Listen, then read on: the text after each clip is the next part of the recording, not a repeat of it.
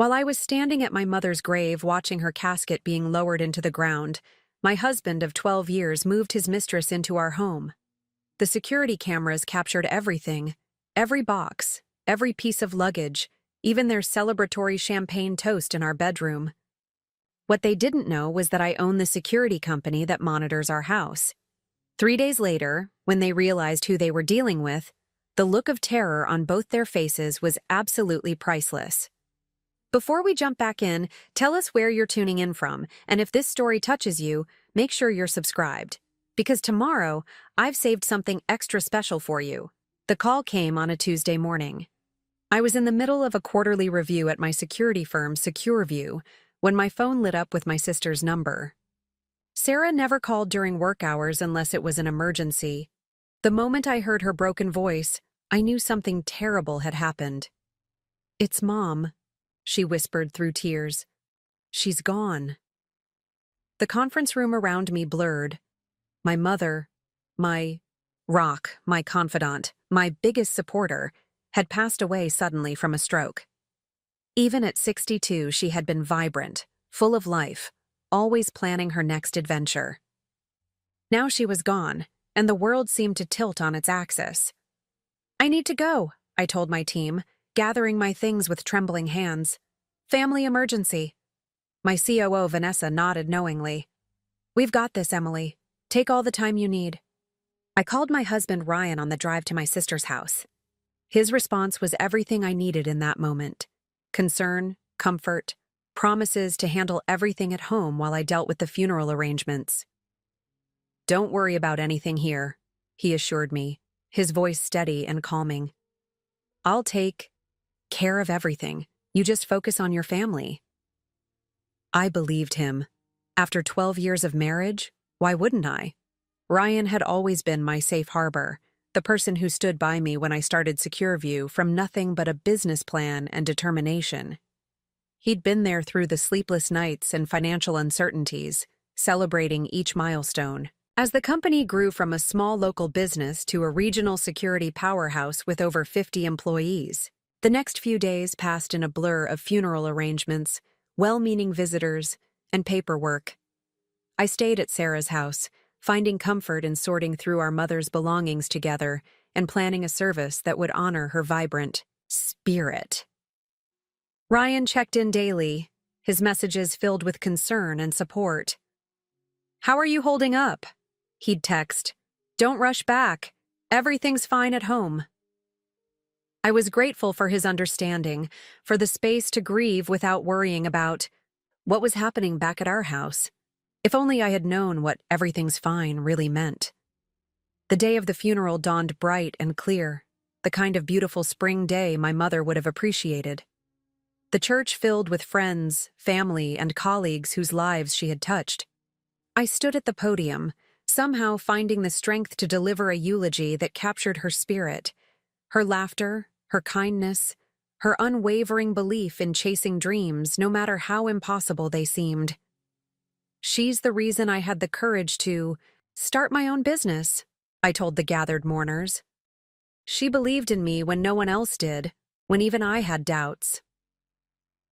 Ryan sat in the front row, handsome in his dark suit, his expression appropriately solemn. During the burial, he stood beside me, his arm around my waist, a physical anchor as I watched my mother's casket being lowered into the ground. I leaned into him, drawing strength from his presence, completely unaware that he was already planning his exit from our marriage. "I need to take a call," he whispered as the service concluded. "Work emergency. I'll meet you at the reception." I nodded, distracted by well-wishers offering condolences. I didn't think twice about his absence as people gathered at my sister's house afterward, sharing stories about my mother over food and drinks. When Ryan texted that he had to handle something at the office and would see me at home later, I simply sent back a heart emoji. I understood the demands of running a business. Sometimes emergencies couldn't wait, even on days like this. It was nearly 9 when I finally pulled into our driveway, emotionally exhausted from the day. The house was dark except for a single light in the kitchen, Ryan's thoughtful gesture, I assumed, so I wouldn't come home to complete darkness. I sat in the car for a moment, gathering the energy to face our empty house, to step back into regular life without my mother in it. Finally, I made my way inside, dropping my keys in the bowl by the door. Something felt different immediately, though I couldn't quite place what it was. The house smelled different. A perfume I didn't recognize lingered in the air. In the kitchen, I found a note from Ryan saying he had been called away on an urgent business trip and would be back in a few days. "I didn't want to bother you with it today of all days," he'd written. "Get some rest. Love you." His timing seemed odd, but I was too drained to question it. I poured myself a glass of water and headed upstairs, looking forward to a hot shower and my own bed after days at my sister's house. That's when I noticed the master bathroom door was closed, with light streaming from underneath. Ryan must have left the light on, I thought, reaching for the handle. The door opened to reveal a stranger, a young woman wrapped in my towel, her hair dripping wet, obviously just out of my shower. She screamed when she saw me, clutching the towel tighter around her slender body. "Who are you?" we both demanded in unison. "I'm Emily," I said, my voice dangerously calm despite the adrenaline surging through my veins. "I live here. This is my house." The color drained from her face. "But Ryan said—" She stopped abruptly, realizing her mistake. "Ryan said what?" I asked, though I already knew the answer. The pieces were falling into place. The unfamiliar perfume, Ryan's convenient business trip, the strange feeling that things had been moved around the house. "He said his wife was gone," she stammered, backing away from me. "That you two were separated and selling the house." A hollow laugh escaped me. "Well, he lied. We're very much married, and I've been at my mother's funeral today." Her eyes widened with genuine shock. "Funeral? He told me you were on a vacation with your boyfriend."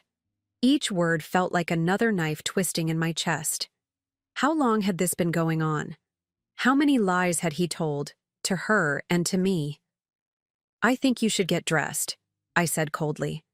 "And then I think you should tell me exactly when you moved in and what else Ryan has told you."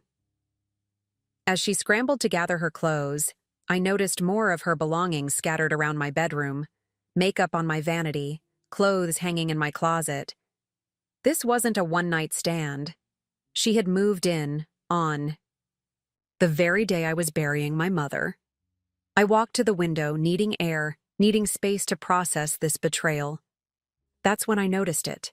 The small security camera in the corner of the ceiling, its red light blinking steadily. The same security system I had installed in our home 3 years ago when Secur launched its residential monitoring service. The same system that recorded footage to secure cloud storage that I, as the company owner, had complete access to. The same system that would have captured everything that happened in my house while I was saying goodbye to my mother. A plan began to form in my mind as I turned back to face the woman who had unknowingly stepped into the middle of what was about to become a very calculated revenge. She had no idea who she was dealing with, and neither did Ryan. They would both learn soon enough. "Tell me," I said, my voice steadier now, "how much do you know about what my husband does for a living?" The woman, who reluctantly introduced herself as Natalie, clutched her clothes to her chest, her expression a mixture of fear and confusion. "He works in investments," she replied, her voice small. "He's a portfolio manager at Westbrook Financial." I couldn't help but laugh, the sound harsh even to my own ears. "Investment management. That's what he told you?" Ryan wasn't a portfolio manager. He wasn't even in finance. My husband was an operations director at a mid-sized tech company. A good job, but nowhere near as prestigious or lucrative as what he'd apparently described to his mistress. "What else did he tell you about himself?" "About us?" I asked, sitting on the edge of the bed. Despite the hurricane of emotions tearing through me, I maintained a controlled exterior. Years of business negotiations had taught me the power of appearing calm even when you're falling apart inside. Natalie hesitated, looking toward the door as if calculating her chances of escape. Sit down, I said, my tone leaving no room for argument. We're going to have a conversation. Reluctantly, she perched on the armchair in the corner, still clutching her clothes like a shield. As she spoke, the full extent of Ryan's deception unfolded before me like some twisted fairy tale. According to Natalie, they'd met 6 months ago at a charity gala, one I'd skipped because of a major client emergency. Ryan had introduced himself as a successful investment executive, recently separated from his controlling, career-obsessed wife. He'd claimed our marriage had been deteriorating for years, that we were already living separate lives under the same roof while we finalized the sale of our house. He said you were barely ever home, Natalie explained, her voice growing steadier as she spoke. That you cared more about your job than your marriage, and that you'd agreed to see other people months ago. Each fabrication felt like another betrayal, another twist of the knife. Preparing and narrating this story took us a lot of time, so if you are enjoying it, subscribe to our channel. It means a lot to us. Now back to the story. Ryan had constructed an entire fictional life to seduce this woman, a woman who, I realized with a cold certainty, probably wasn't his first affair. When did he ask you to move in? I questioned, my mind already piecing together a timeline. Last week, she admitted. He said you were going away for 2 weeks with your new boyfriend, and it would be the perfect time for me to move in before the house sold. He said you'd cleared out your things already. I glanced around our bedroom, noticing for the first time that several of my personal items had indeed been removed. Photos, jewelry, even some of my clothes. Ryan had been systematically erasing me from our home, making space for his new life with Natalie. Did you quit your job to move here? I asked, a suspicion forming. Her silence confirmed it before she even spoke. I gave notice last Friday. Ryan said I wouldn't need to work anymore, that he'd take care of everything. Of course he did. Looking at Natalie more closely, I could see why Ryan had chosen her. Young, probably mid-20s, a decade younger than me, with the kind of effortless beauty that made men like Ryan feel powerful. She seemed intelligent but trusting, the type who would believe in love stories and grand romantic gestures. Where did you live before? I continued my questioning. West Side Heights, she replied, naming an area across town known for its artist. Community and affordable apartments. I was sharing with 2 roommates, so she had nowhere to go back to. Ryan had calculated everything, ensuring she'd be completely dependent on him. The more Natalie revealed, the clearer the picture became. Ryan hadn't just betrayed me with an affair. He'd been meticulously planning to replace me entirely, to step seamlessly from one life to another without consequences. He's been lying to you, I said finally, my voice steady despite the anger building inside me. About everything. He doesn't work in investments. The house isn't for sale, and until about 20 minutes ago, our marriage wasn't over. Natalie's face crumpled. But he showed me bank statements, investment portfolios. Fabricated, I replied simply. Ryan makes a good salary, but nothing like what he's apparently promised you. Why would he? She began, but stopped, realization dawning. Oh God, I've been so stupid. For a brief moment, I almost felt sorry for her. Almost. But then I remembered that while I was delivering my mother's eulogy, she was moving into my house, sleeping in my bed, planning a future with my husband. I think you should call a friend, I said, standing up. You need to be gone before Ryan gets back. Natalie nodded, tears welling in her eyes. I'm so sorry. I didn't know. Save it. I cut her off. Just get your things and go. As she hurriedly dressed and began gathering her belongings, I walked to our home office and unlocked my laptop. With a few clicks, I accessed the Secur View client portal and pulled up our home system. The interface showed all cameras active and recording, front door, back door, main living areas, and yes, the master bedroom and bath. It was all there, time-stamped and backed up to our secure server. I scrolled back through the footage, my stomach churning as I watched Ryan and Natalie enter our home earlier that day, while I was standing at my mother's grave. The cameras had captured their arrival, boxes of her belongings being carried in, and Ryan giving her a tour of their new home. I forced myself to keep watching as they celebrated with champagne. My champagne, from the case I'd been saving for Secure View's upcoming anniversary, and then christened what Ryan called their bedroom in the most intimate way possible. By the time Natalie emerged from the bedroom with a hastily packed suitcase, I had seen more than enough. I closed the laptop, a strange calm settling over me. This wasn't just about an affair anymore. It was about elaborate deception, calculated cruelty, and the complete disregard for our 12 years together. "I've called an Uber," Natalie said, her voice small. "It'll be here in 5 minutes." I nodded, standing up. "Before you go, there's something you should know." I walked her to the front door, where a small Secure View logo was discreetly affixed near the doorbell, something Ryan had apparently never bothered to explain to her. "See this?" I pointed to the logo. "This is my company. I founded it. I run it.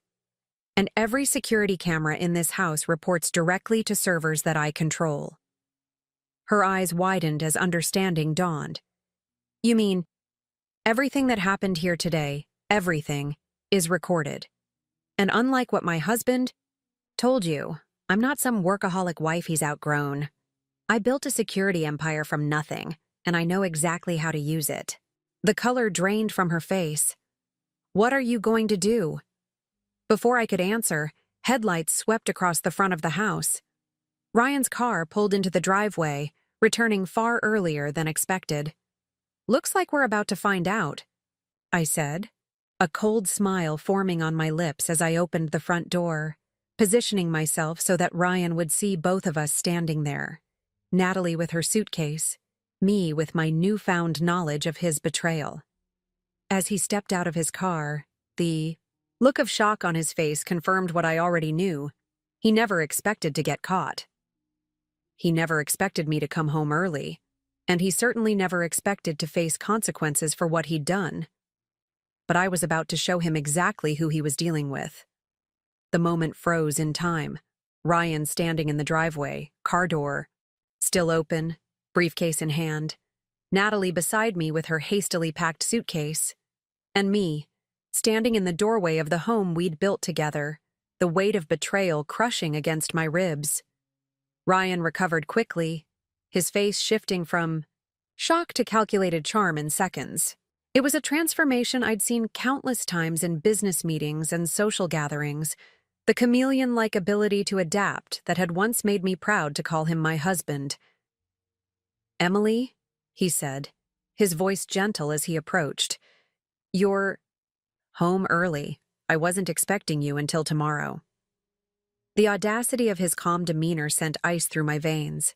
He was still trying to control the situation, to smooth over the catastrophic collision of his two separate lives. "Clearly," I replied, my voice steady despite the tremor I felt in my limbs. Ryan's eyes darted to Natalie, silently communicating, something I couldn't decipher. I stepped slightly in front of her, blocking their visual connection. "Don't worry about looking to her for help," I said. "Natalie and I have been having quite the chat about your investment career." His face paled slightly, but the smile remained fixed in place as he climbed the steps to the porch. "Emily, I can explain everything," he began, using the soothing tone that had diffused 100 arguments in the past. "This isn't what it looks like." "Save it," I cut him off, echoing the words I'd said to Natalie earlier. "I've seen the footage." That stopped him cold. "What footage?" I gestured to the small camera mounted discreetly above the front door. "Did you forget who I am? What I do? Every camera in this house has been recording since the day we installed the system. I've seen everything, Ryan. Everything." His confident facade cracked, revealing a flash of genuine fear before he recovered. "Emily, please, let's talk about this inside, privately." He glanced meaningfully at Natalie. "No," I said firmly. "There's nothing to discuss. Natalie is leaving. You've lied to her just as thoroughly as you've lied to me. And you." I took a deep breath, steadying myself. "You need to pack a bag and get out too." "This is my house," he countered, steel entering his voice. "My name is on the mortgage." A bitter laugh escaped me. "Along with mine.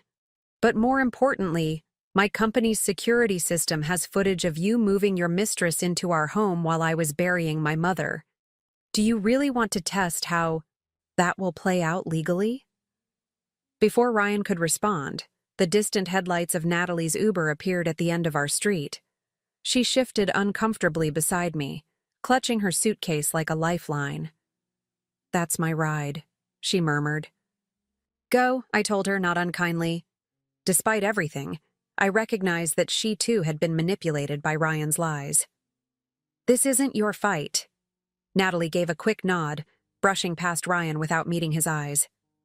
As she hurried down the walkway, he made no move to stop her, his focus entirely on me, calculating, assessing the damage, planning his next move. When the car pulled away, we were left alone in the heavy silence. I stepped back into the house, leaving the door open. After a moment's hesitation, Ryan followed, closing it quietly behind him. The facade was completely gone now. In its place was a cold anger I'd rarely seen directed at me in our years together. "You had no right to send her away," he said, his voice low and dangerous. "You had no right to come back early without telling me." The absurdity of his accusation might have been comical under different circumstances. I had no right to come back to my own home after burying my mother? "You know what I mean," he snapped. "We had an arrangement." "No, Ryan. You had a fantasy, a delusion that you could replace me with a younger model and step into some fictional life you created. There was never any arrangement." He ran a hand through his hair, frustration radiating from him in waves. "This marriage has been dead for years and you know it. You're never here. You care more about your precious company than you do about us." There it was. The familiar refrain. The narrative he'd clearly been refining for months, perhaps years. The same story he'd fed to Natalie, now served up to me as justification. "Is that the story you've been telling yourself?" I asked quietly. "That I forced you into this? That I drove you to lie, to cheat, to move another woman into our home? On the day of my mother's funeral?" "You weren't supposed to be home," he exploded, then immediately seemed to regret the outburst. "I mean, the timing was unfortunate. I was going to tell you everything when you got back." "Tell me what, exactly? That while I was grieving, you were celebrating with champagne in our bedroom? That you've been systematically removing my things from our home? That you fabricated an entire career to impress your girlfriend?" His eyes widened slightly at the last part. "How much did she tell you?" "Everything," I replied, though in truth I suspected there was much more I hadn't yet uncovered. Westbrook Financial? Portfolio management? The fictitious separated husband with the cold, career-obsessed wife? Ryan's jaw tightened. It wasn't entirely fiction. I felt the blow as if he'd physically struck me. 12 years of marriage, of building a life together, dismissed so casually. I took a deep breath, refusing to let him see how deeply his words cut.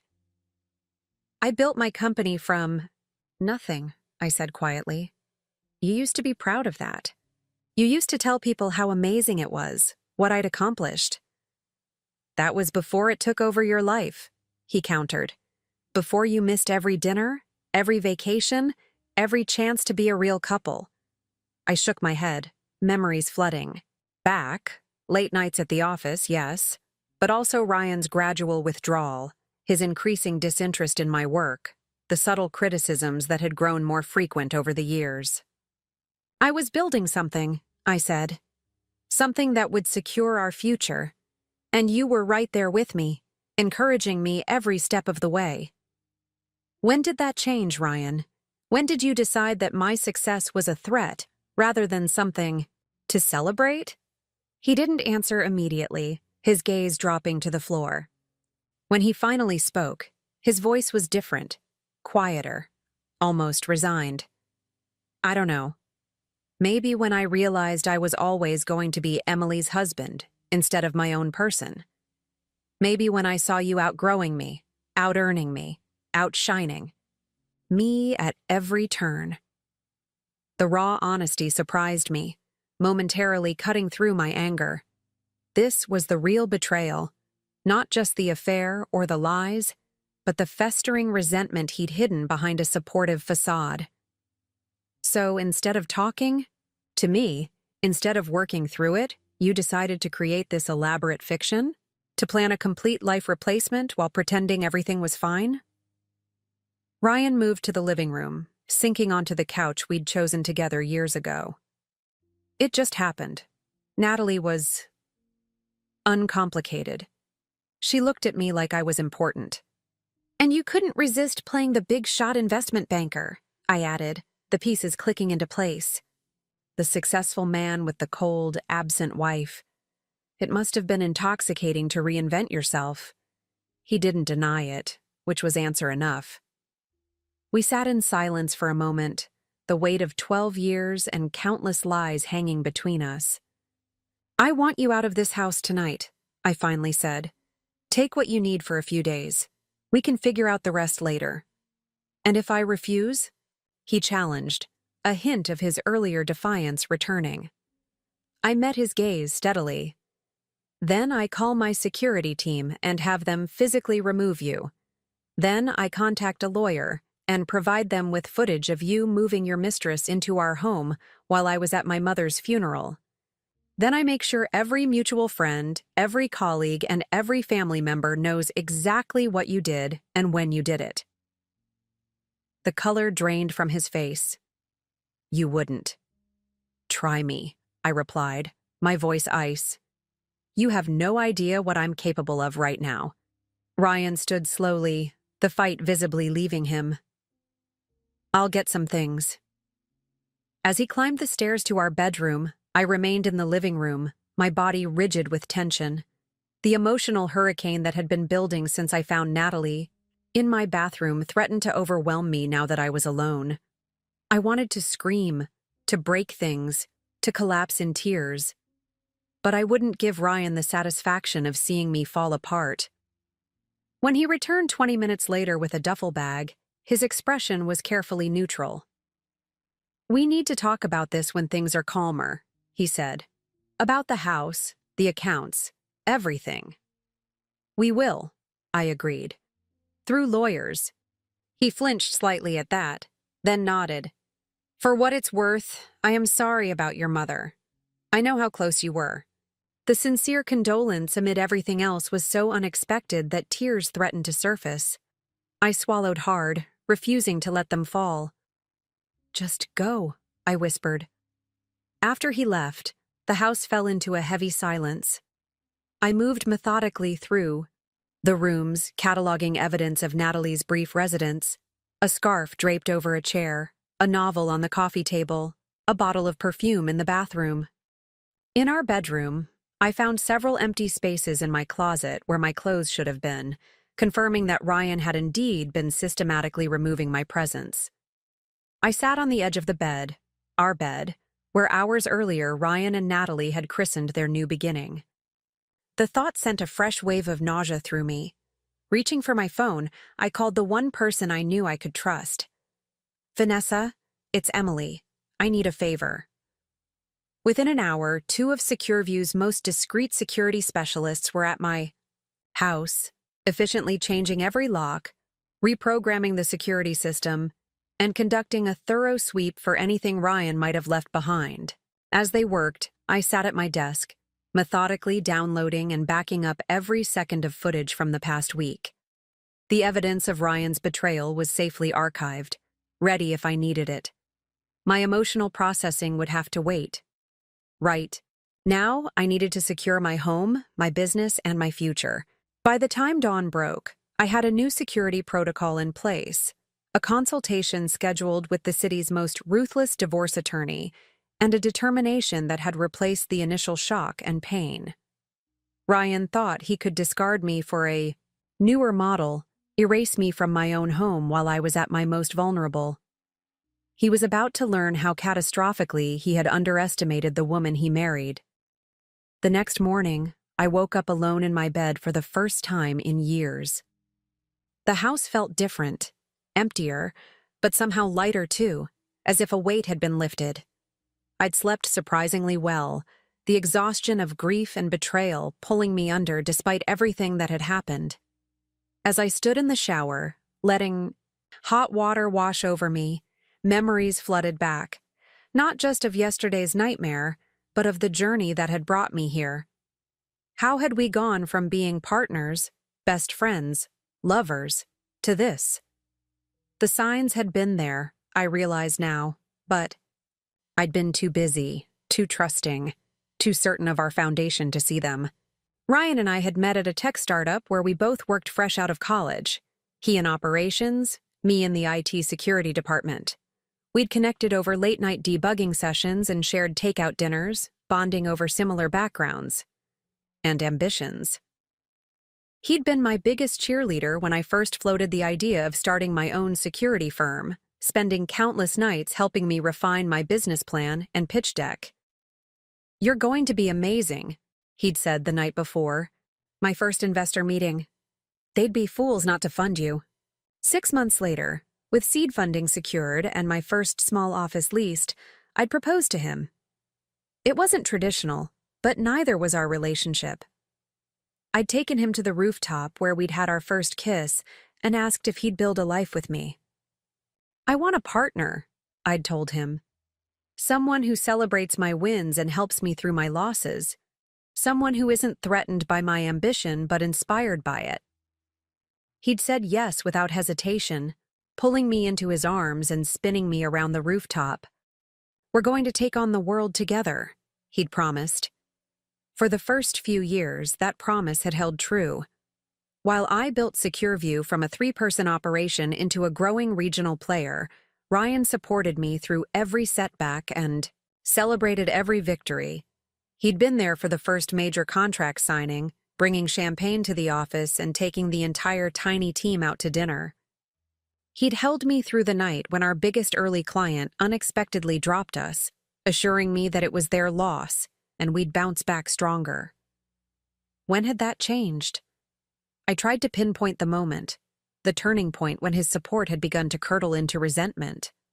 Maybe it was 5 years ago, when SecurView landed our first government contract, a security overhaul for county buildings that put us on the map as a serious contender. I remembered coming home ecstatic, wanting to share the news with Ryan, only to find him distant, congratulating me with a perfunctory kiss before mentioning that he'd been passed over for a promotion that same day. "It's fine," he'd said when I tried to talk about it. "Let's focus on your win instead." But we never really had focused on his loss, had we? I'd been so caught up in the whirlwind of scaling the business that I'd accepted his dismissal at face value, failing to see the seed of resentment taking root. Or perhaps it was 3 years ago, when I was featured in a regional business magazine as one of the top 40 under 40 entrepreneurs. The article had emphasized my journey, the challenges I'd overcome as a woman in the male-dominated security industry. There had been a photo spread of me in my office, looking confident and powerful. Ryan hadn't attended the reception, claiming a migraine. When I'd brought home the magazine, excited to show him, he'd flipped through it quickly and set it aside. "They didn't even mention that you're married," he'd commented, his tone light but his eyes hard. "It was about business leaders, not personal lives," I'd replied, confused by his reaction. "Right, just business." The comment had stung, but I'd brushed it off as a momentary jealousy. We were partners after all. We supported each other's successes. Except, as I stood in the shower now, the hot water beating against my skin, I realized we hadn't been partners for a long time. Somewhere along the way, Ryan had stopped seeing us as a team and started seeing us as competitors. My success had become his failure, my growth, his stagnation. I stepped out of the shower, wrapping myself in a plush towel, one that thankfully didn't carry the scent of Natalie's perfume. As I wiped the steam from the mirror, I studied my reflection. The woman staring back at me looked tired, yes, but also strangely composed. I'd expected to see devastation in my eyes, but instead there was a steely determination. My phone rang as I was getting dressed. Vanessa, checking in after last night's emergency. "How are you holding up?" she asked, her voice gentle but not pitying. "I'm processing," I replied truthfully. "It's a lot to take in. I can only imagine." "Listen, the team finished the security overhaul around 3 a.m. New monitoring protocols are in place, and I've flagged Ryan's access badges as suspended across all our systems."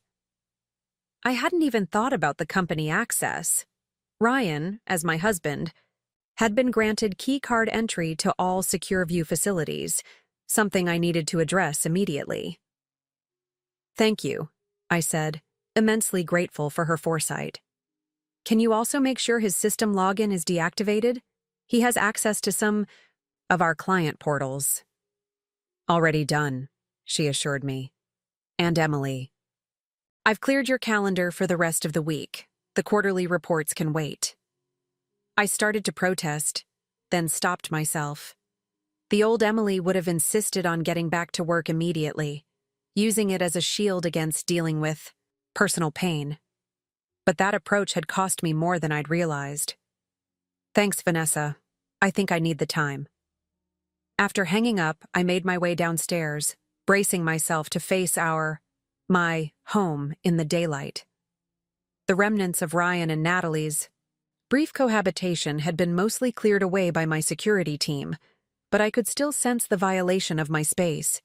In the kitchen, I found a fresh pot of coffee and a note from Tony, one of my security specialists, letting me know they'd restocked my fridge and taken care of a few household tasks before leaving. I poured myself a cup, oddly touched by the thoughtfulness. Out of habit, I reached for my laptop, then paused. Instead, I took my coffee to the back patio, a space Ryan and I had designed together when we first bought the house. The morning air was crisp, carrying the scent of the jasmine I'd planted along the fence years ago. I hadn't sat out here in months, I realized. Maybe longer. There had always been one more email to answer, one more client to call, one more crisis to manage. Had I really become the absent, work-obsessed wife Ryan had described to Natalie? No, I decided firmly. I had built a successful business, yes, but I hadn't abandoned our marriage. The truth was more complex than the caricature Ryan had created. I thought back to the last few years, the vacations I'd suggested that Ryan had declined, claiming he was too busy, the date nights I'd planned that he'd seemed increasingly bored during, the conversations about our future that had grown shorter and less specific. We had both changed, both retreated into our separate worlds. The difference was that while I had still believed in us, in our partnership, Ryan had been constructing an exit strategy, complete with a younger replacement and a fictional life story. My phone buzzed with a text message. "Ryan, we need to talk. Can we meet for lunch?" The audacity almost made me laugh. Not even a full day had passed, and he was already trying to regain control of the narrative, to shift us into some normalized version of separation, where we could sit across from each other in a restaurant and calmly discuss the dissolution of our marriage. "No," I typed back. "All communication through lawyers from now on." His response came seconds later. "This is childish, Emily. We need to discuss practical matters." I felt a surge of anger at his condescension. "What's childish? Is moving your mistress into our home while I buried my mother. What's childish is creating a fictional career and life story to impress a woman 10 years younger. What's childish is believing you wouldn't face consequences for your actions." I paused, then added, "I have the security footage, Ryan. All of it. My lawyer will be in touch."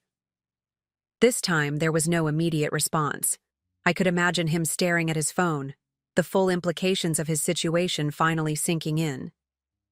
The security cameras he'd never paid attention to, the ones he'd probably forgotten entirely about in his rush to reinvent his life, had captured every detail of his betrayal.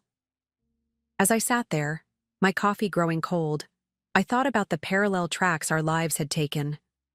While I'd been building Secur into a respected regional security firm with over 50 employees, Ryan had apparently been constructing elaborate fantasies about who he was and what he deserved. I'd been naive, I realized now. I'd believed. His supportive facade, never looking beneath the surface to see the resentment festering there.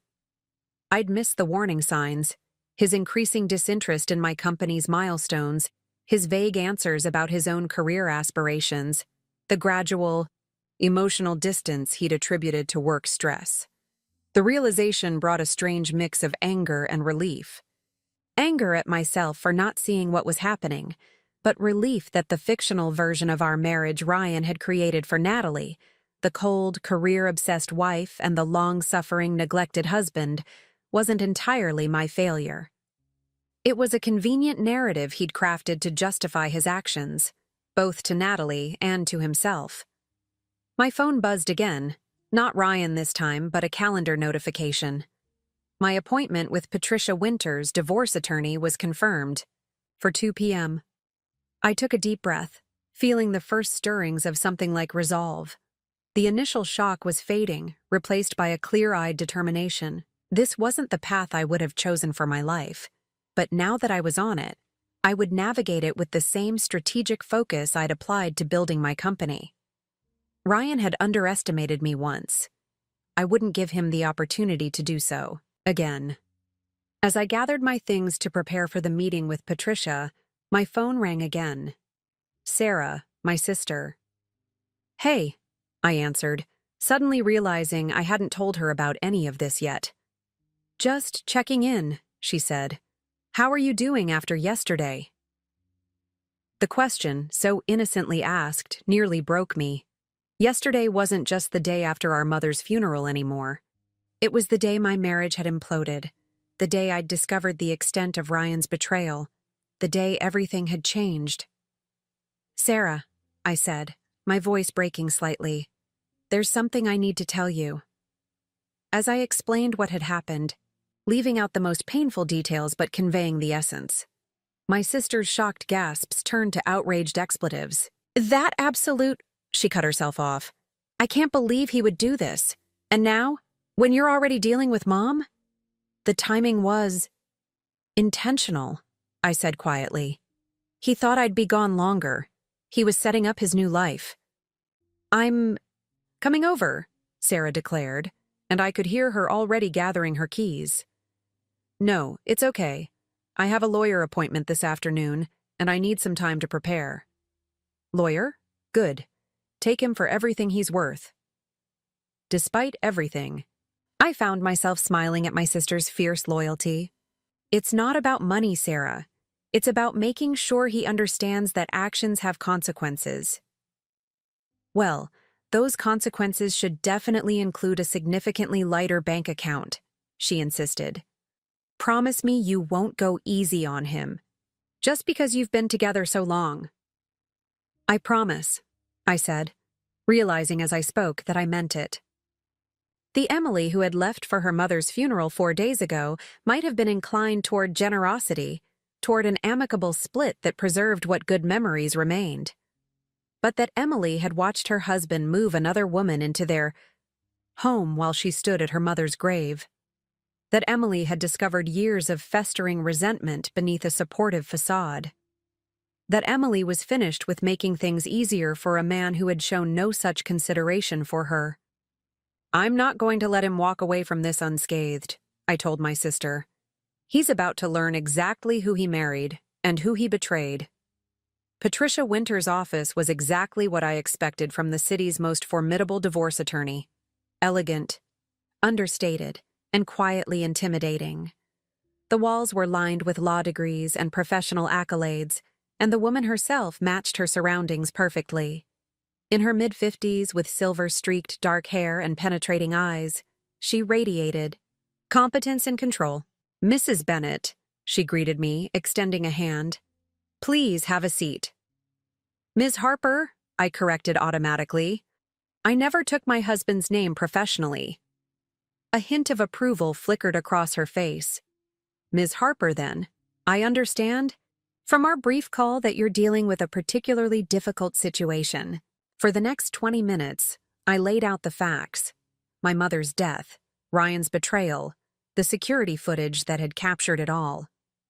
Patricia listened without interruption, occasionally making notes in a sleek leather portfolio. The timing is especially egregious, she commented when I finished. Moving his mistress in during your mother's funeral shows a level of callousness that any judge would find troubling. Does that matter legally? I asked. Infidelity itself rarely impacts financial settlements in our state, she explained. But the manner and timing of it can influence a judge's perception of character and decision-making. And the fact that you have video evidence changes the equation considerably. She leaned forward slightly. Most affairs are denied or minimized in divorce proceedings. Your husband won't have that luxury. I felt a strange satisfaction at her words. Ryan couldn't spin this, couldn't minimize what he'd done or claim it was a momentary lapse. The evidence was irrefutable. Let's discuss your financial situation, Patricia continued. You mentioned you own a security company. Secur, I confirmed. I founded it 8 years ago. It's entirely separate from any marital assets. I started it before we were married, and the company has always maintained its own accounts and financial structure. Patricia nodded, making another note. That's helpful. What about your home? Purchased together 5 years ago. We're both on the mortgage and deed. Joint bank accounts? One for household expenses, but our primary accounts are separate. I've always maintained financial independence. Smart, she remarked. Many of my clients find themselves financially vulnerable during divorce because they've integrated everything. We spent the next hour going through the details, assets, accounts, potential points of contention. Throughout the conversation, I felt my resolve strengthening. This wasn't just about ending a marriage anymore. It was about reclaiming my life and ensuring Ryan faced consequences for his actions. There's one more thing, I said as our meeting was winding down. Ryan works for Meridian Tech. I'm not sure if that matters, but Patricia's expression sharpened. Meridian is one of our clients, not Ryan specifically, but the company uses our firm for various legal matters. Is that a problem? I asked, concerned about a potential conflict of interest. Not for you, she replied with a small smile. It means I have certain insights into company policies that might be useful. For instance, I know that Meridian has a strict morality clause in their executive contracts. Public embarrassment of the company is grounds for termination. The implication was clear. If Ryan's behavior became public knowledge, his job could be at risk. I felt a momentary hesitation. Did I really want to go that far? Then I remembered the champagne toast in our bedroom, the systematic removal of my belongings, the calculated cruelty of timing it all around my mother's funeral. I understand, I said quietly. I'm not suggesting we take that approach immediately, Patricia clarified, but it's leverage you should be aware of. Sometimes the mere possibility is enough to encourage a reasonable settlement. As I left her office with a folder of paperwork to complete, I felt strangely empowered. The fog of shock and betrayal was lifting, replaced by a clear-eyed determination to ensure Ryan didn't simply walk away unscathed. Back in my car, I checked my phone to find 3 missed calls from Ryan and a text message. You're not answering. My calls. This isn't like you, Emily. We need to talk like adults. The condescension in his tone was palpable, even through text. Always the reasonable one, positioning me as emotional and irrational. It was a tactic he'd employed throughout our marriage whenever we disagreed, presenting himself as the calm, logical party while framing my perspective as overly emotional. I didn't bother responding. Instead, I called Vanessa. "How's the office?" "Running?" I asked when she answered. "Everything's under control," she assured me, "though the Westlake contract needs your sign-off before Friday." "I'll come in tomorrow," I decided. Work had always been my sanctuary, the place where I felt most competent and in control. Right now I needed that grounding. "Are you sure? No one expects you back so soon after your mother's—" "I need it, Vanessa," I interrupted gently. "Sitting at home just gives me too much time to think." She understood immediately. "I'll have everything ready for you. And Emily, the team, knows something's happened. Not the details, but they know you're going through a rough time." "What did you tell them?"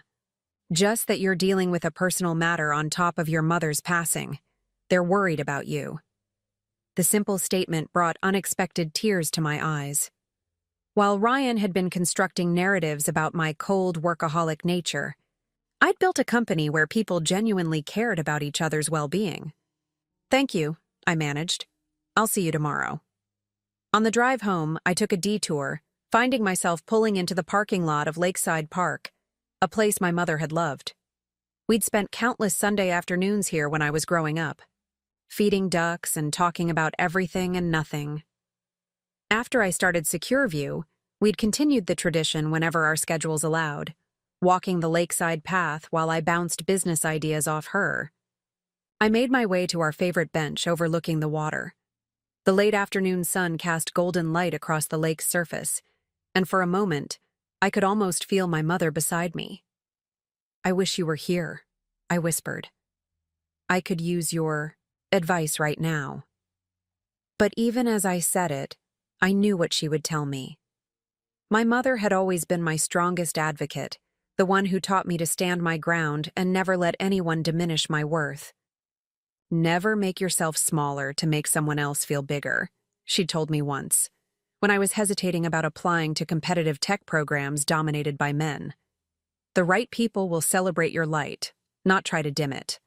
Ryan had celebrated my light once. Somewhere along the way, he'd started resenting its brightness instead. As I sat by the lake, I felt a shift within me. Grief for my mother mingling with grief for my marriage, but beneath it all, a bedrock of strength she had helped instill in me.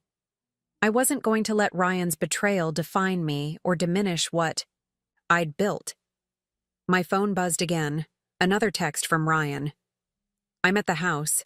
Where are you? We need to talk about this like rational people." At the house? After I'd explicitly told him to leave and change the locks. The audacity was breathtaking.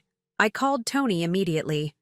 "Ryan's at the house," I said without preamble. "Can you check the security feed?" "On it," he replied. A moment later, "He's at the front door trying his key. Looks frustrated that it's not working." Of course he was. Ryan had never truly accepted that rules applied to him. "Can you send someone over?" "Already dispatching a team, 2 minutes out." "Tell them not to be gentle," I added, surprising myself with the steel in my voice. While I waited for confirmation that the situation was handled, I sat with my new resolve. This wasn't a woman scorned seeking vengeance. This was a businesswoman protecting her assets, a daughter honoring her mother's legacy of strength, a person refusing to be erased. 10 minutes later, Tony called back. "Situation resolved," he reported. Ryan left the premises after our team explained the trespassing laws.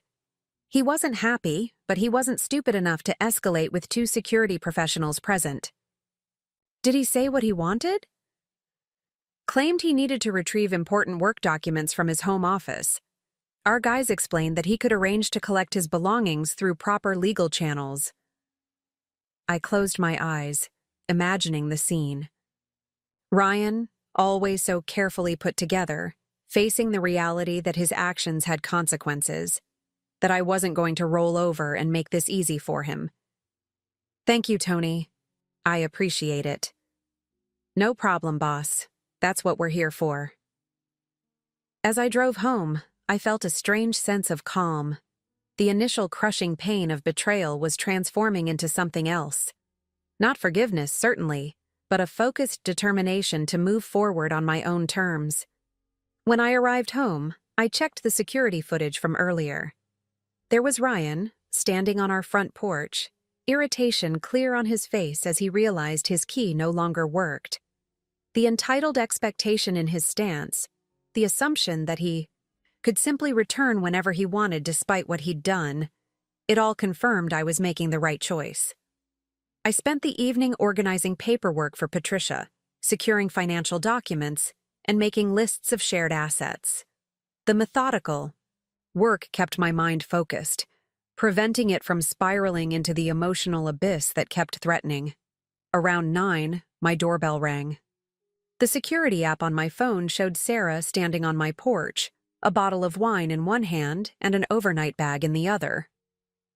"I know you said not to come," she announced when I opened the door, "but I decided that was ridiculous. You shouldn't be alone right now." For the first time since discovering Natalie in my bathroom, I felt the tension in my shoulders release slightly. "I'm really glad you're here." We settled in the living room with glasses of wine and the comfort of sisterhood. Sarah had always been my fiercest protector, even when we were children. "Have you heard from him again?" she asked after I filled her in on the day's events. "He showed up here earlier. Security turned him away." Sarah's eyes widened. "He had the nerve to come back? After what he did?"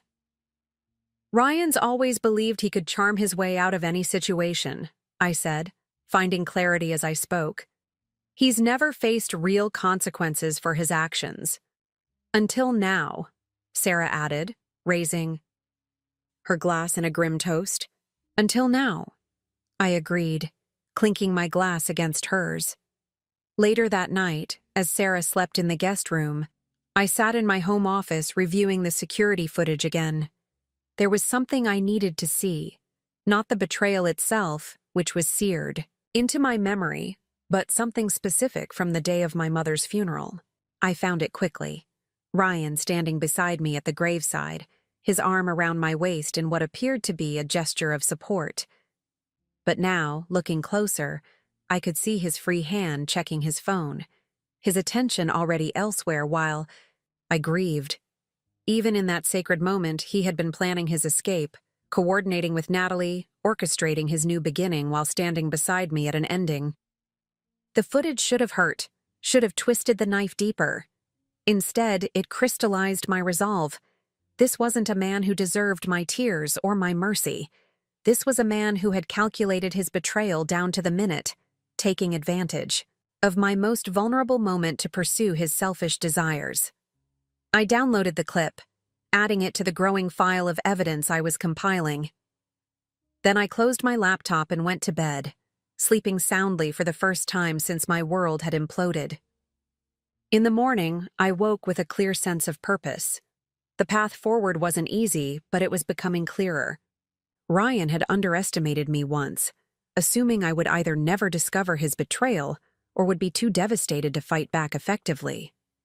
He was about to discover just how badly he had miscalculated. My return to Secureview the next morning felt like stepping into a different world, one where I was respected, competent, and in control. The sleek glass building that housed our headquarters had always filled me with pride, but today it felt like a sanctuary. As I walked through the lobby, our receptionist Deborah looked up in surprise. "Ms. Harper, we weren't expecting you back so soon." "Some things can't wait," I replied with a small smile. "How's everything running?" "Smoothly. Vanessa's been handling the client calls, and the team stepped up for the Riverside presentation yesterday." She hesitated before adding, "We're all so sorry about your mother." I nodded, touched by her sincerity. "Thank you, Deborah. That means a lot." In the elevator up to our executive floor, I took a deep breath, centering myself. For the next few hours, I would focus exclusively on work. No thoughts of Ryan, Natalie, or the ruins of my personal life. Vanessa was waiting at my office door, tablet in hand. "I didn't expect you this early," she said, falling into step beside me. The team meeting isn't until 10. I needed to get out of the house, I admitted, settling behind my desk. The familiar space, ergonomic chair, dual monitors, the small potted succulent my mother had given me when I signed the lease on this building, felt comfortingly normal. Catch me up on everything I've missed. For the next hour, we reviewed client updates, project timelines, and the pending Westlake contract. The work absorbed me completely, providing a respite from emotional turmoil. This was where I excelled, where I could solve problems with clear-headed strategy rather than navigate the murky waters of betrayal and loss. When Vanessa finally ran, out of updates, she hesitated, clearly wanting to say something more. "What is it?" I prompted. "I'm not sure if this is the right time, but there's been a development with Meridian Tech." My attention sharpened immediately. Ryan's company. "They've requested a meeting to discuss expanding their security package," Vanessa continued. "Specifically, they want to add personal security monitoring for their executive team." The irony wasn't lost on me. Ryan's company wanted to expand into personal security, the very thing that had captured his betrayal. "When's the meeting?" "Friday at 2. I can handle it if you prefer." "No," I cut in, a plan already forming. "I'll take it personally." Vanessa looked uncertain. "Are you sure that's a good idea, given the situation with Ryan?" "It's precisely because of the situation with Ryan that I need to be there," I explained. "This is business, and I won't let personal matters interfere with a potential contract expansion." The determined set of my jaw must have convinced her, because Vanessa simply nodded. "I'll set it up. Their Chief Technology Officer, David Keller, will be leading from their side." David. I knew him vaguely from company functions. A serious, competent man who had always treated me with professional respect, unlike some of Ryan's other colleagues who tended to view me as Ryan's wife, rather than a successful business owner, in my own right. "Perfect," I said, already strategizing. "Have the team prepare a comprehensive proposal. I want options for everything from basic home monitoring to full executive protection." After Vanessa left, I stared thoughtfully at my computer screen. The Meridian meeting wasn't just a business opportunity. It was potential leverage. If I impressed their CTO, if I secured an expanded contract right under Ryan's nose, the message would be clear. I wasn't broken by his betrayal, I was thriving despite it. The team meeting at 10 went smoothly, with my staff professionals hiding any surprise at my quick return behind supportive smiles and focused questions. I found myself genuinely engaged, appreciating their competence and loyalty in a way I perhaps hadn't fully acknowledged before. "Before we wrap up," I said as the meeting concluded, "I want to thank all of you for keeping everything running while I dealt with my mother's passing.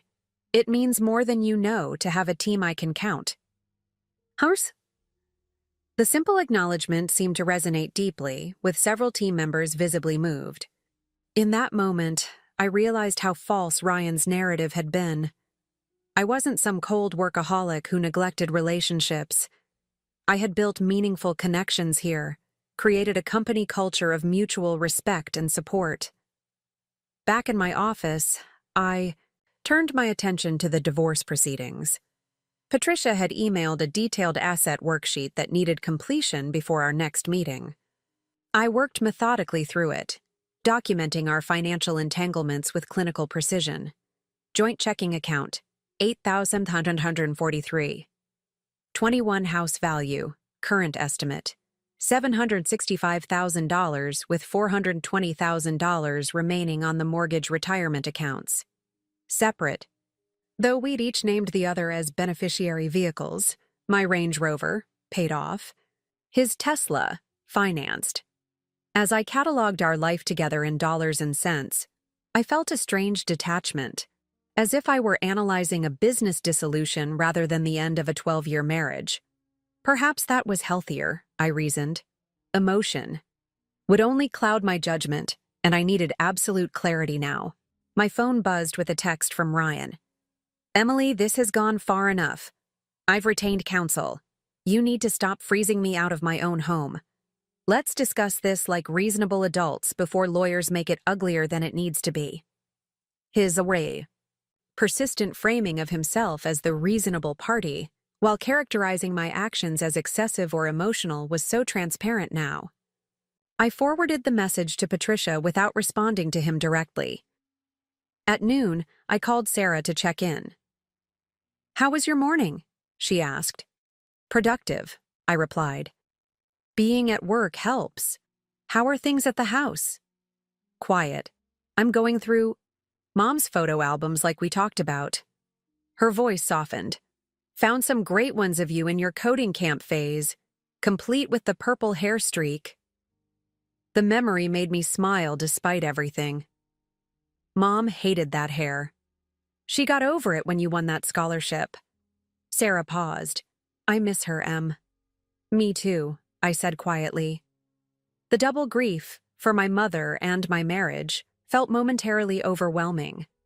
"Any word from Ryan?" Sarah asked, changing the subject. Just more texts trying to position himself as the rational one. I hesitated before adding, "I might have an opportunity to secure a major contract with his company." Sarah let out a low whistle. "That would certainly send a message." "It's not about sending messages," I corrected, though we both knew that wasn't entirely true. "It's about not letting personal matters impact business opportunities." "Uh-huh," Sarah replied, unconvinced. "Well, whatever your motivation, I fully support you getting a big fat contract from his company right now." After we hung up, I spent the afternoon in strategic planning sessions for the Meridian proposal. Every detail needed to be perfect, not just because it was good business, but because it was personal in a way I couldn't entirely separate. By late afternoon, I was reviewing security footage from a client's warehouse when Deborah buzzed my office. "Ms. Harper, there's someone here to see you. She doesn't have an appointment, but she's very insistent." A prickle of unease ran down my spine. "Who is it?" "She says her name is Natalie Cooper." "Natalie, Ryan's mistress. Here, at my company. Send her up," I decided after a moment's consideration. This confrontation was inevitable, and I preferred to have it on my turf, where I was most confident. 5 minutes later, Natalie stood in my office doorway, looking considerably different from the frightened woman I'd found in my bathroom. Her hair was pulled back in a neat ponytail, and she wore a simple blouse and jeans, professional but casual. The fear in her eyes had been replaced by determination. "Thank you for seeing me," she said, remaining standing until I gestured to the chair across from my desk. "What can I do for you, Natalie?" I asked, keeping my voice neutral. She took a deep breath, clearly gathering courage. "I wanted to apologize properly. What happened, what Ryan and I did, was inexcusable." I studied her face, looking for signs of manipulation or insincerity. I found none. Just a young woman who seemed genuinely remorseful. "Why are you here?" I asked directly. "Ryan sent you to plead his case?" "No," she said quickly. "He doesn't know I'm here. We're not speaking anymore." That surprised me. "What happened?" "Reality happened," she replied with a hint of bitterness. "After I left your house that night, I started really thinking about everything. All the lies he told me, how easily he manipulated both of us. I realized I didn't even know who he really was." I remained silent, waiting for her to continue. "I called him the next day to end things," she explained. "He tried to convince me that we could still be together, that once the divorce was settled, we'd have our fresh start." She shook her head. "But I kept thinking about how cruelly he spoke about you, how he timed everything around your mother's funeral, how he systematically erased you from your own home." Her words hit me with unexpected force. Hearing Ryan's actions described by someone else, someone who had initially been complicit but was now clearly repelled, somehow validated my own horror. I realized that anyone who could be that calculating, With someone they'd supposedly loved for years would eventually do the same to me, Natalie continued. And I wanted no part of it. So again, why are you here? I pressed, not yet ready to show any warmth. Natalie reached into her bag and pulled out a small USB drive, placing it on my desk. Because you deserve to know everything. This has all of our text messages, emails, everything from the past 6 months, including his plans for replacing you, his discussions about your company, and she hesitated, his strategies for hiding assets before filing for divorce. I stared at the small device, understanding immediately what a powerful piece of evidence it represented. Why would you give me this? Because it's the right thing to do, she said simply, and because I was raised better than to be the other woman, especially to someone who just lost her mother. Her eyes filled with genuine regret. I know it doesn't fix anything, but I hope it helps you protect yourself. I picked up the USB drive, turning it over in my fingers. Did he mention anything specific about SecurView in these messages? Natalie nodded. He talked about how he could use connections from your client list to start his own consulting business. Said he'd been gathering intelligence for months. The revelation sent ice through my veins. Not only had Ryan been planning to leave me, he'd been preparing to compete with me using information he'd gained through our relationship. The betrayal went beyond personal into professional territory, something I couldn't overlook. Thank you for bringing this to me, I said, my mind already racing with the implications. It was unexpected. Natalie stood, clearly sensing our conversation was concluding. I know you have no reason to believe anything I say, but I truly am sorry. I got caught up in a fantasy he created, and I didn't stop to think about who was getting hurt. As she turned to leave, a question occurred to me. Natalie, why did you quit your job before moving in? That seems like a big risk for a new relationship.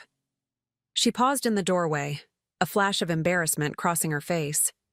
Ryan told me that once we were living together, I wouldn't need to work. He said he had a trust fund that was about to mature and we'd be set for life within a few months. She gave a rueful smile. Another lie in a long list of them. After she left, I sat quietly, absorbing everything she had shared. The USB drive felt heavy in my hand, a digital record of Ryan's calculated betrayal and potential threat to my business. I connected it to my Secur testing laptop, running a virus scan before exploring its contents. The messages were damning, months of communication showing Ryan's methodical planning, his disdain for me and our marriage, and most alarmingly, his plans to leverage information about SecurView's clients and security protocols for his own benefit. In one exchange from just 2 weeks earlier, he'd written, "Once I'm out, I'll have everything I need to approach Westlake and Riverstone with a competing offer. Emily's been so transparent about their security needs, it'll be like taking candy from a baby." Westlake and Riverstone, 2 of our biggest clients, representing nearly 30% of our annual revenue. I forwarded the most incriminating messages to Patricia, adding a note about Natalie's unexpected visit. Then I called Tony into my office. "I need a comprehensive security audit," I told him, keeping my voice steady despite my racing heart. "Full system review, client portal access logs, everything. I need to know if anyone's been accessing information they shouldn't have." Tony's expression turned serious. "Breach concern?" "Possible corporate espionage," I confirmed. "Priority." 1. After he left to assemble a team, I sat back in my chair, a plan crystallizing in my mind. Ryan hadn't just betrayed me as a husband. He'd attempted to undermine the company I'd built from nothing. The personal betrayal had nearly broken me. But this threat to SecurView, to the livelihood of 50 employees who depended on me, ignited something else entirely. This wasn't just about surviving a divorce anymore. This was about protecting everything I'd built from someone who thought he could simply take what he wanted without consequences. I picked up my phone and called Patricia. "I have new information," I said when she answered, and I'm ready to take the gloves off. By Friday morning, the pieces of my counteroffensive were falling into place. Tony's security audit had confirmed my worst fears. Ryan had indeed been accessing confidential client information through my home network, carefully covering his tracks, but leaving just enough digital fingerprints for our forensic team to trace. He's good, but not as good as he thinks, Tony explained, walking me through the findings. Found evidence he's been downloading client contracts, security protocols, even our pricing structures. For how long? I asked, my stomach tightening. Based on the logs, about 8 months, escalating in the past 3. 8 months. While I'd been grieving my mother's terminal diagnosis, planning for her care, and trying to maintain some semblance of normalcy at home and work, Ryan had been systematically gathering ammunition to use against me and my company. Can we prove it was him? I needed to be certain before proceeding. Tony nodded grimly. Timestamps match when you were at the office or traveling for work, and we found a cached email on your home server where he was testing sending documents. To a private account. It's him, all right. I thanked Tony and his team, then immediately called Patricia to update her. Her response was measured but confident. This changes the equation significantly, she said. We're no longer just dealing with divorce proceedings, but potential intellectual property theft and corporate espionage. I've brought in a colleague who specializes in business litigation. What's our next move? I asked. We document everything and prepare for a two-pronged approach. In the divorce, we use this as leverage to secure a more favorable settlement. For the business side, we prepare cease and desist orders and possibly an injunction.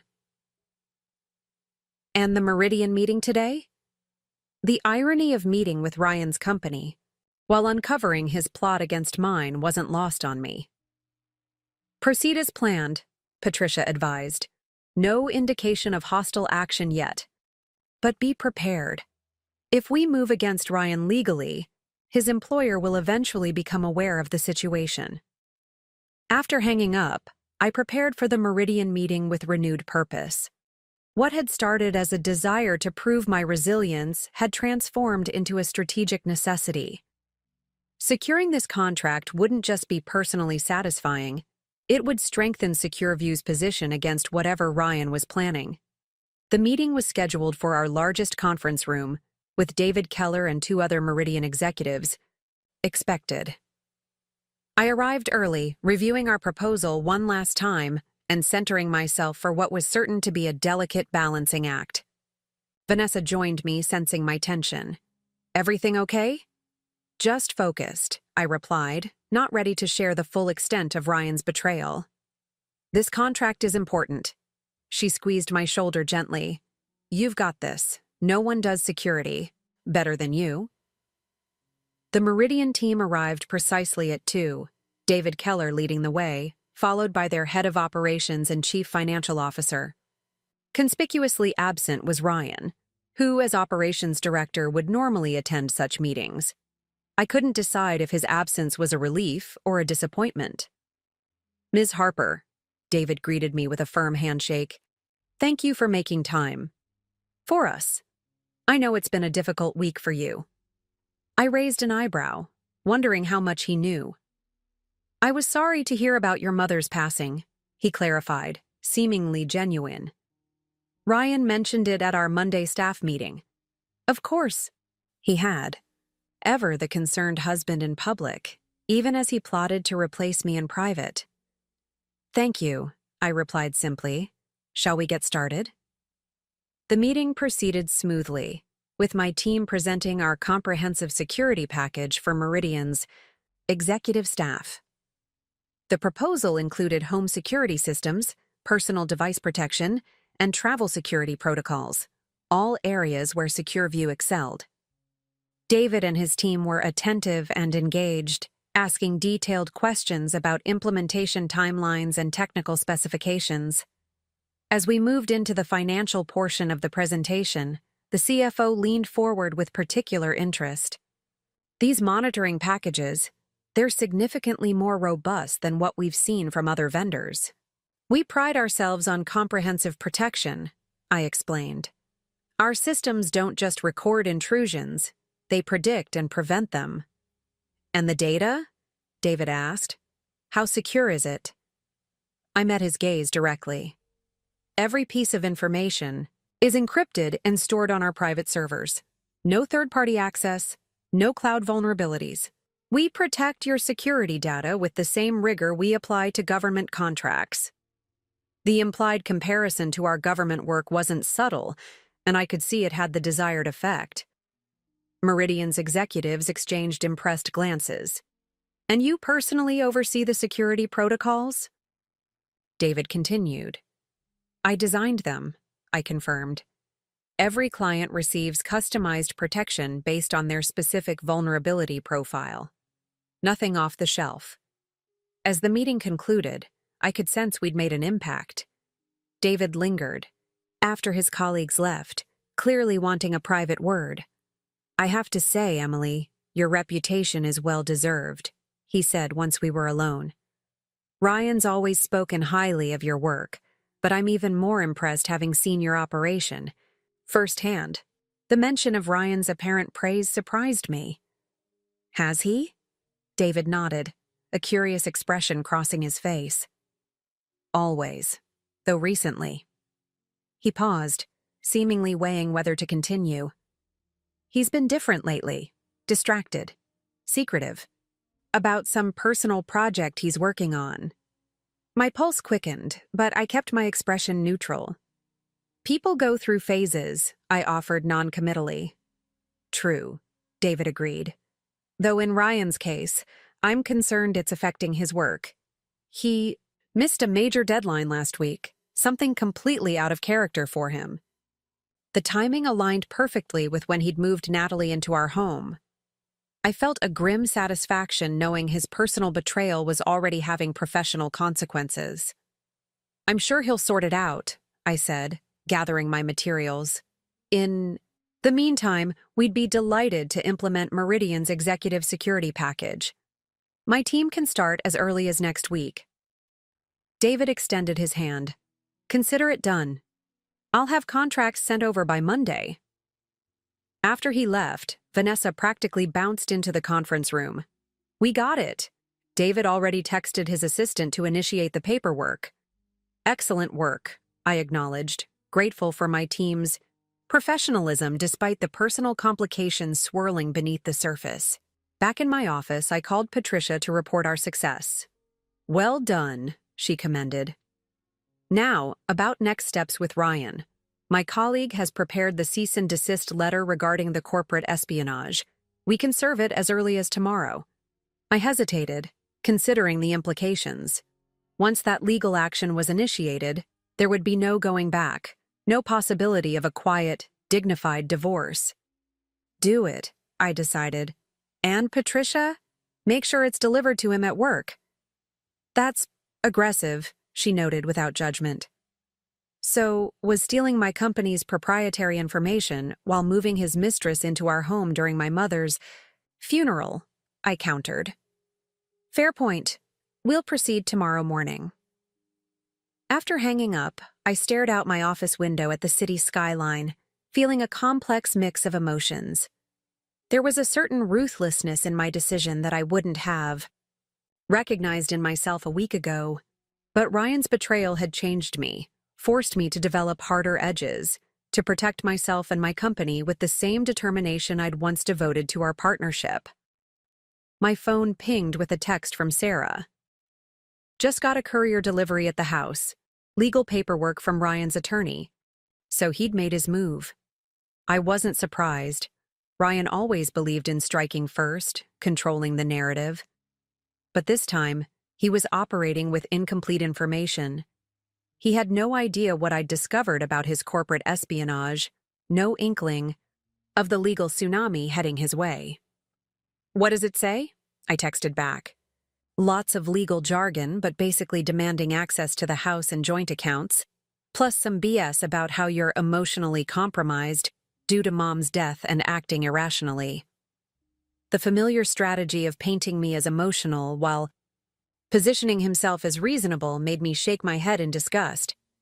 "Don't worry about it," I replied. "Patricia's handling everything." "Want me to use it as kindling for a bonfire?" Sarah suggested, only half joking. Tempting, but no, just leave it for me to review tonight. I worked late, ensuring everything was in order before the weekend. The cease and desist would be delivered to Ryan first thing Monday morning at Meridian's offices, a calculated move to maximize the professional embarrassment. As I was shutting down my computer, an email notification caught my eye. A message from David Keller with the subject line, "Confidential, regarding R. Bennett." I opened it with a sense of foreboding. "Emily, I wanted to give you a heads up as a professional courtesy. Following our meeting today, I discovered Ryan has been accessing our secure servers to download company information beyond his authorization level. Our IT team flagged unusual activity this afternoon. Given our new business relationship and Ryan's connection to you, I felt you should be aware before we proceed with internal disciplinary measures on Monday. If you have insights that might be relevant, I'd appreciate a call this weekend." My heart raced as I reread the message. Ryan wasn't just targeting SecureView, he was stealing from his own employer as well. The scope of his betrayal was expanding, by the hour, painting a picture of a man spiraling into increasingly reckless behavior. I called David immediately, catching him as he was leaving his office. "Thank you for the warning," I said, skipping pleasantries. "I think we need to meet. In person. There's more you should know." We arranged to meet for breakfast the following morning at a discreet hotel restaurant downtown. As I drove home, I felt strangely calm despite the escalating situation. The pieces were falling into place, creating a clearer picture of Ryan's plans and his inevitable downfall. Sarah had dinner waiting when I arrived home, a simple pasta dish that reminded me of meals our mother used to make. "Thought you could use some comfort food," she explained, pouring wine for both of us. "Rough day?" "Illuminating," I corrected, filling her in on the developments with Meridian and Ryan's apparent corporate theft from his own employer. "Jesus," Sarah breathed. "What the hell is he thinking? It's like he's self-destructing." "Or he's desperate," I suggested, twirling pasta around my fork. "He's been building this elaborate exit strategy, but now that I caught him, everything's accelerating. Like he's grabbing whatever he can before the house of cards collapses," Sarah agreed. We ate in companionable silence for a while, the gravity of the situation settling around us. Finally, Sarah spoke again. "You know, I always liked Ryan, thought he was good for you." "So did I admitted quietly. "But this," she gestured vaguely, "this isn't just a man having an affair. This is someone systematically trying to destroy everything you've built." I nodded, the truth of her words resonating deeply. "The question is why? What changed?" Sarah considered this. Maybe nothing changed. Maybe this is who he always was, and he just got better at hiding it. Or maybe he changed and I didn't notice, I countered, the old guilt surfacing briefly before I pushed it away. Whatever Ryan's motivations, they didn't justify his actions. After dinner, I reviewed the legal paperwork Ryan's attorney had sent. Patricia had been right. Having video evidence changed everything. His claims that I was emotionally compromised and acting irrationally would crumble in the face of footage showing him moving Natalie into our home during my mother's funeral. I forwarded scans of the documents to Patricia with a brief note. "He's escalating, proceeding as planned." That night, I slept soundly for the first time in days, my path forward clear.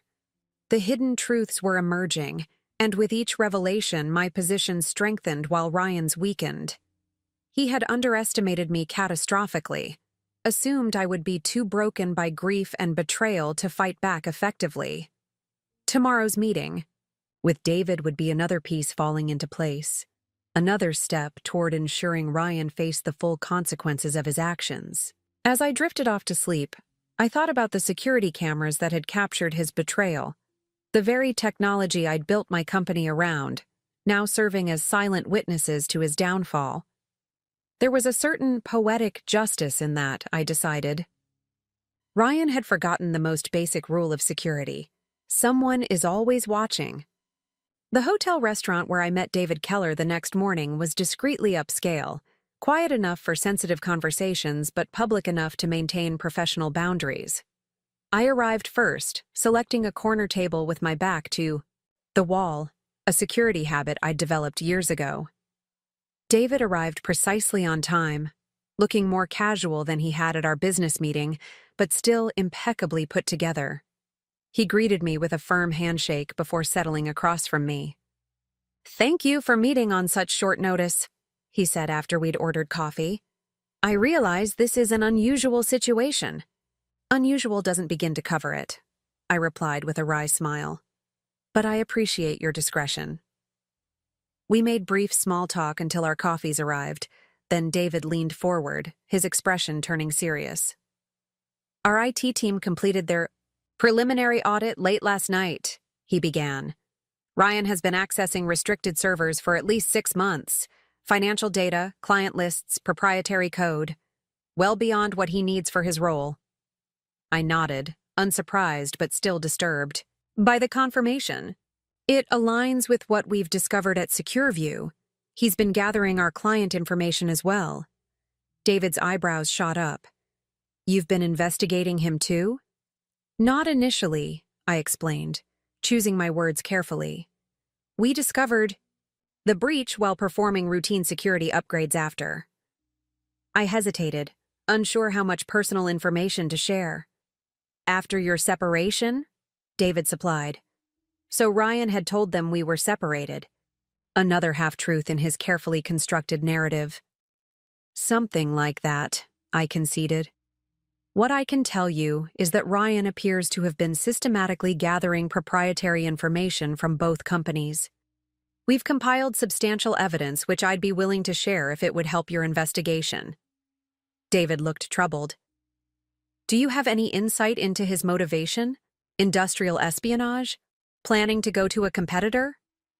"I believe he was planning to launch his own consulting business," I said, thinking of the messages Natalie had provided. "Using the combined expertise and client lists from both our companies as his foundation." "Bold," David muttered, "and incredibly illegal." The server interrupted to take our breakfast orders. Once she departed, David continued. "Meridian takes intellectual property theft extremely seriously. We'll be terminating Ryan's employment on Monday and pursuing all available legal remedies." I nodded, appreciating his directness.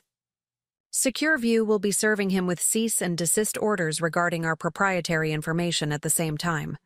David looked surprised. "Monday? 9 a.m. We've arranged for delivery at your offices, actually. I apologize for not mentioning." "It's sooner. It was already in motion before I received your email." A smile ghosted across his face. "Coordinated strike. Efficient." "We do specialize in security," I reminded him. We ate breakfast, discussing the technical details of Ryan's data theft and potential collaboration between our legal teams. By the time we finished, we had a clear plan for information sharing and aligned strategy. "There's one more thing," David said as we prepared to leave. "I'm not sure if it's relevant, but Ryan recently approached our CFO about a significant advance on his bonus, claimed he had unexpected medical expenses for a family member." The lie made me go cold. While I had been actually dealing with my mother's medical bills and funeral arrangements, Ryan had been using fictional medical emergencies to fund whatever he was planning next. "When was this?" I asked. "About 3 weeks ago." He seemed desperate, which was unusual. Ryan's always been financially stable. Another piece of the puzzle clicked into place. 3 weeks ago was when he'd convinced Natalie to quit her job and began planning their new life together. He'd needed cash to set their plan in motion. "That's helpful information," I said, not elaborating further. "Thank you." As we parted ways outside the restaurant, David stopped me with a gentle touch on my arm. Emily, I don't know exactly what's happening between you and Ryan personally, but if there's anything Meridian can do to support you through this process, please let me know. The unexpected kindness caught me off guard. I appreciate that, David. And for what it's worth, he added, the Ryan Bennett I've seen these past few months isn't the man I thought I knew. Whatever's going on with him, it's not a reflection on you. I nodded, strangely moved by his insight. Thank you. On the drive home, I called Patricia to update her on the meeting with David. She was impressed with the development. This is better than we could have hoped, she said. Coordinated legal action from both companies significantly strengthens our position. What should I expect on Monday? I asked. Drama, she replied bluntly. Once Ryan is served at work and realizes Meridian is moving against him simultaneously, he's likely to react strongly. Are you prepared for that? I thought about it honestly. Was I ready for Ryan's wrath when he realized his carefully constructed exit strategy was collapsing around him? Yes, I decided. I've been dealing with his manipulation for months without knowing it. At least now I can face it head on. The rest of the weekend passed in a strange haze of anticipation. Sarah and I spent Sunday at our mother's house, continuing the bittersweet task of sorting through her belongings. The grief felt different now, still raw, but somehow cleaner than the complicated emotions surrounding Ryan's betrayal. What do you think Mom would say about all this? Sarah asked as we packed photo albums into storage boxes. I considered the question seriously. She'd be furious with Ryan, I said finally, but she'd tell me not to let his actions define me. Sarah nodded, a sad smile playing at her lips. And she'd remind you that you're stronger than you think. That was her favorite line, I agreed, feeling a fresh wave of loss. I wish she was here. She is, Sarah said simply, tapping my chest. Right where she always told us to find strength. Sunday evening, I prepared for the week ahead with methodical focus. I laid out my most confident outfit for Monday, AI's tailored navy suit that had always made me feel powerful. I reviewed the cease and desist documentation one final time and checked in with Tony about additional security measures at the office. We've revoked all of Ryan's digital access, he confirmed, and I've assigned 2 of our best people to monitor for any attempted breaches or unusual activity. Thank you, I said. And Tony, I appreciate everything you and the team have done this week. Above and beyond doesn't begin to cover it. That's what family does, he replied simply. No one messes with one of our own. His words stayed with me as I tried to sleep that night. Family. While Ryan had been plotting to dismantle everything we'd built together, I had been surrounded by people who genuinely cared. My sister, my team at Secur, even professional acquaintances like David Keller. The contrast couldn't have been starker. Monday morning arrived bright and clear. I dressed carefully, applied my makeup with precision, and drove to the office earlier than usual. The calm before the storm. Vanessa met me in the lobby, coffee in hand. Ready for today? As I'll ever be, I replied, accepting the cup gratefully. Tony briefed the security team. We're prepared for any disruptions. I nodded, appreciating their foresight. Ryan had always had a temper when cornered, and today he would be facing the collapse of his carefully constructed plans. At precisely 9:05 a.m., my phone rang. Patricia. The papers have been served, she reported. Our courier confirmed delivery at Meridian's reception desk 5 minutes ago. I took a deep breath. Now we wait. I didn't have to wait long. At 9:17, Ryan's name flashed on my phone screen. I declined the call, following Patricia's advice not to engage directly. Seconds later, a text appeared. What the hell do you think you're doing? Call me immediately. I forwarded the message to Patricia without responding and continued with my morning meetings. By 10:30, Ryan had called 6 more times and sent a dozen increasingly angry texts. Each went unanswered. Each was documented for our case. Just before noon, Deborah buzzed my office. "Ms. Harper, Ryan Bennett is in the lobby demanding to see you. Security has intercepted him, but he's causing quite a scene." I closed my eyes briefly, centering myself. "Tell security to escort him out. If he refuses to leave, they should call the police." "Already done," she assured me. "Tony's handling it personally." I resisted the urge to watch the security feed. To see Ryan's face as he realized he couldn't bully his way into my company the way he'd bullied his way through our marriage. Instead, I focused on the contract documents from Meridian that had arrived that morning, a concrete symbol that my professional life would continue to thrive despite his attempts to undermine it. My phone buzzed with a text from Tony. "Situation resolved. RB removed from premises. Police not required, but report filed." The brief message spoke volumes. Ryan had been physically removed from Secur view, but had ultimately backed down rather than face police involvement. His self-preservation instinct was still functioning at least. At 1:15, Patricia called again.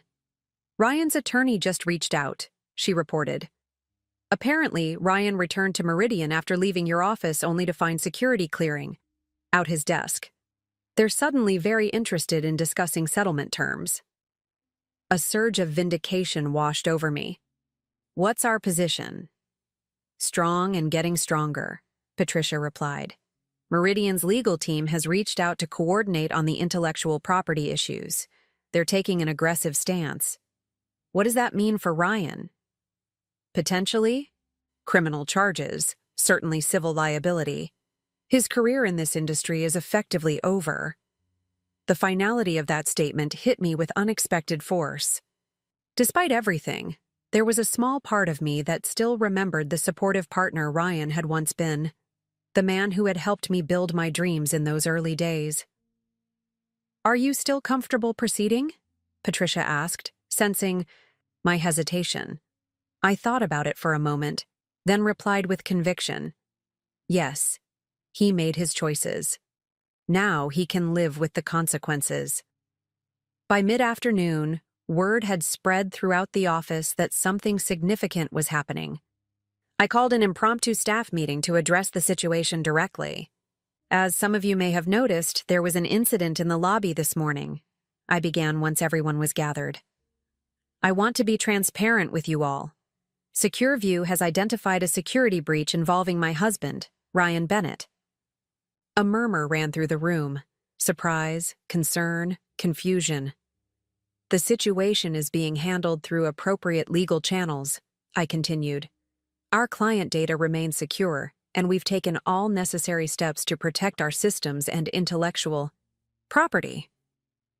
I paused, looking around at the team I'd built, professionals who deserved the truth. This is obviously personally difficult, but I want to assure everyone that SecurView's operations and future are not in jeopardy.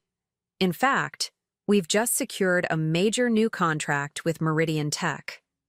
The announcement was met with supportive nods and a few subtle thumbs up from my leadership team. "I appreciate your discretion and focus during this challenging time," I concluded. "If anyone has specific concerns, my door is always open." As the team dispersed, several lingered to offer quiet words of support or simply a reassuring touch on the shoulder. The sense of community was overwhelming after days of emotional isolation. By 5 o'clock, my inbox held 3 more updates. Confirmation from Meridian that Ryan's employment had been terminated effective immediately.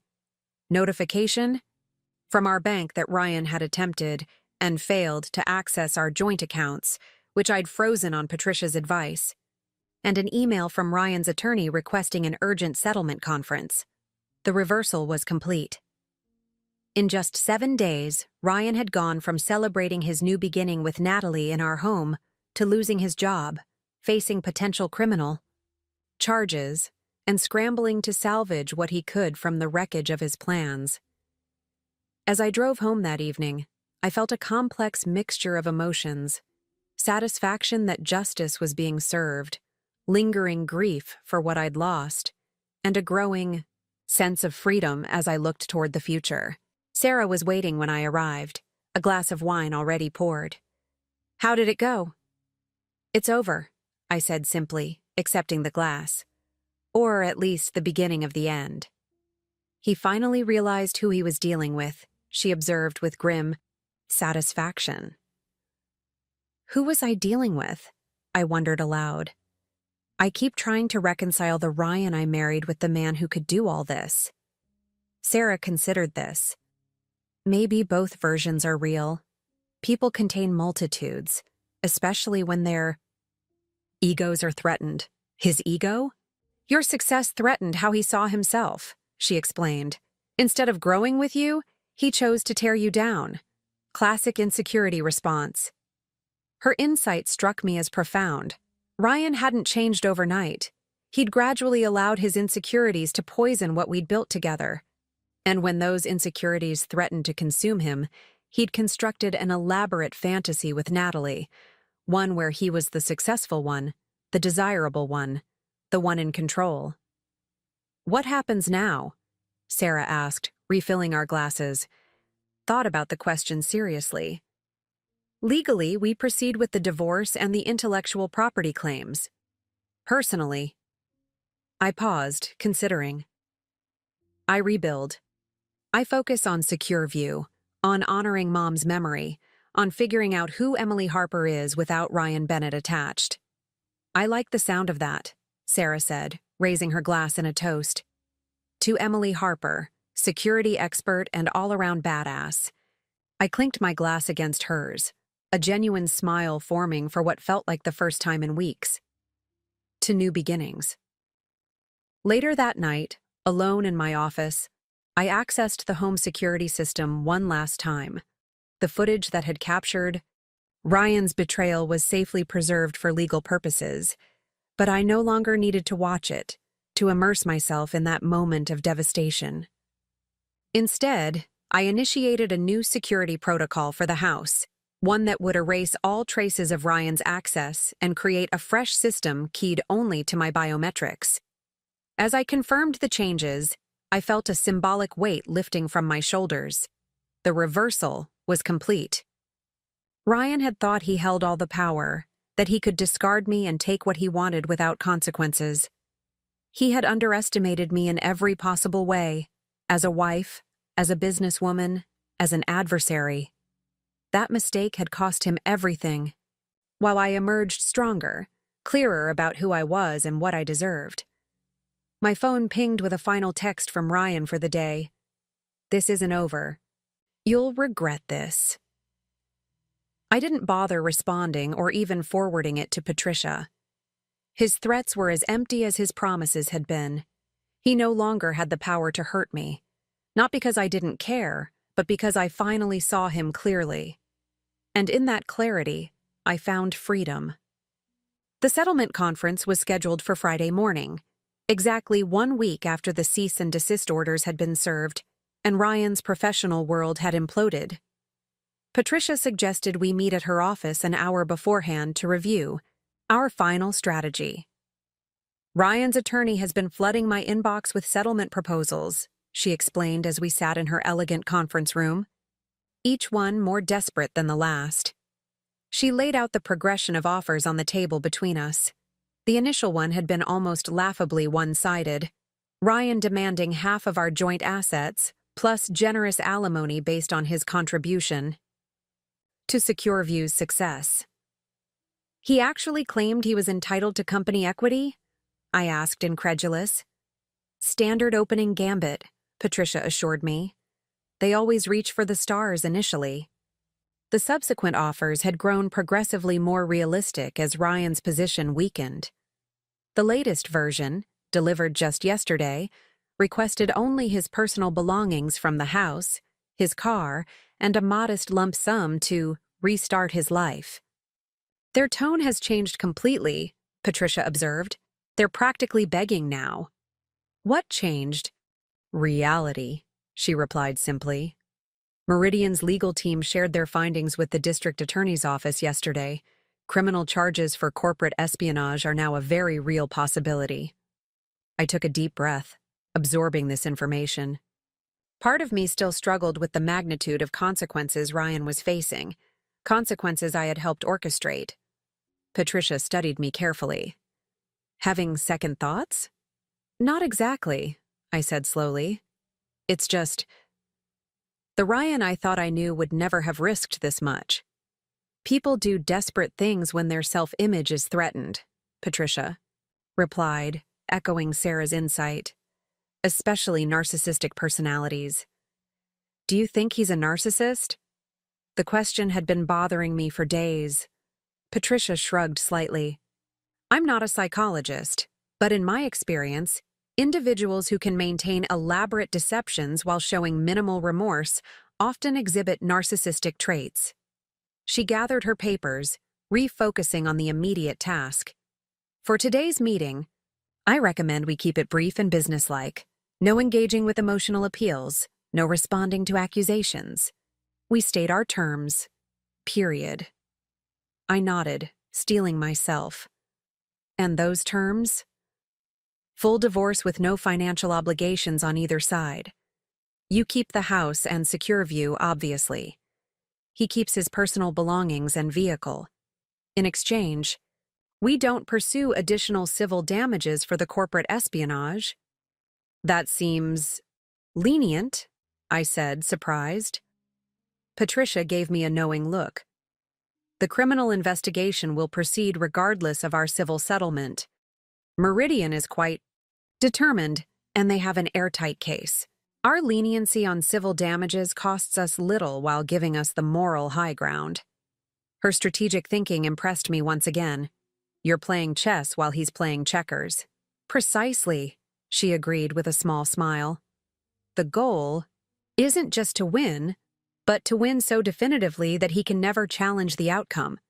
Ryan and his attorney were already waiting when we entered the conference room. The contrast between the Ryan sitting there and the confident man I'd married was stark.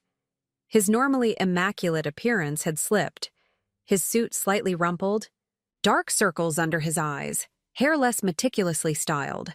He looked up when I entered, his expression a complicated mix of anger, fear, and something that might have been regret.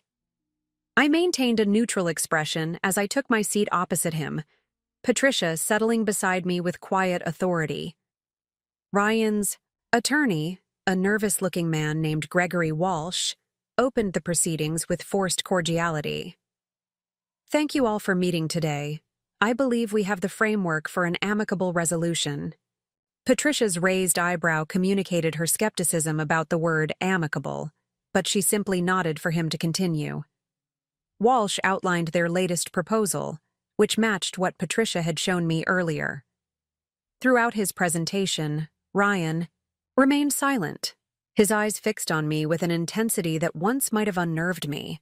When Walsh finished, Patricia calmly presented our counteroffer, identical to theirs in the material terms, but with additional non-disclosure provisions preventing Ryan from disparaging either me or Secur View publicly. These terms are acceptable, Walsh said quickly, before Ryan could interject. We'll have the paperwork drawn up immediately.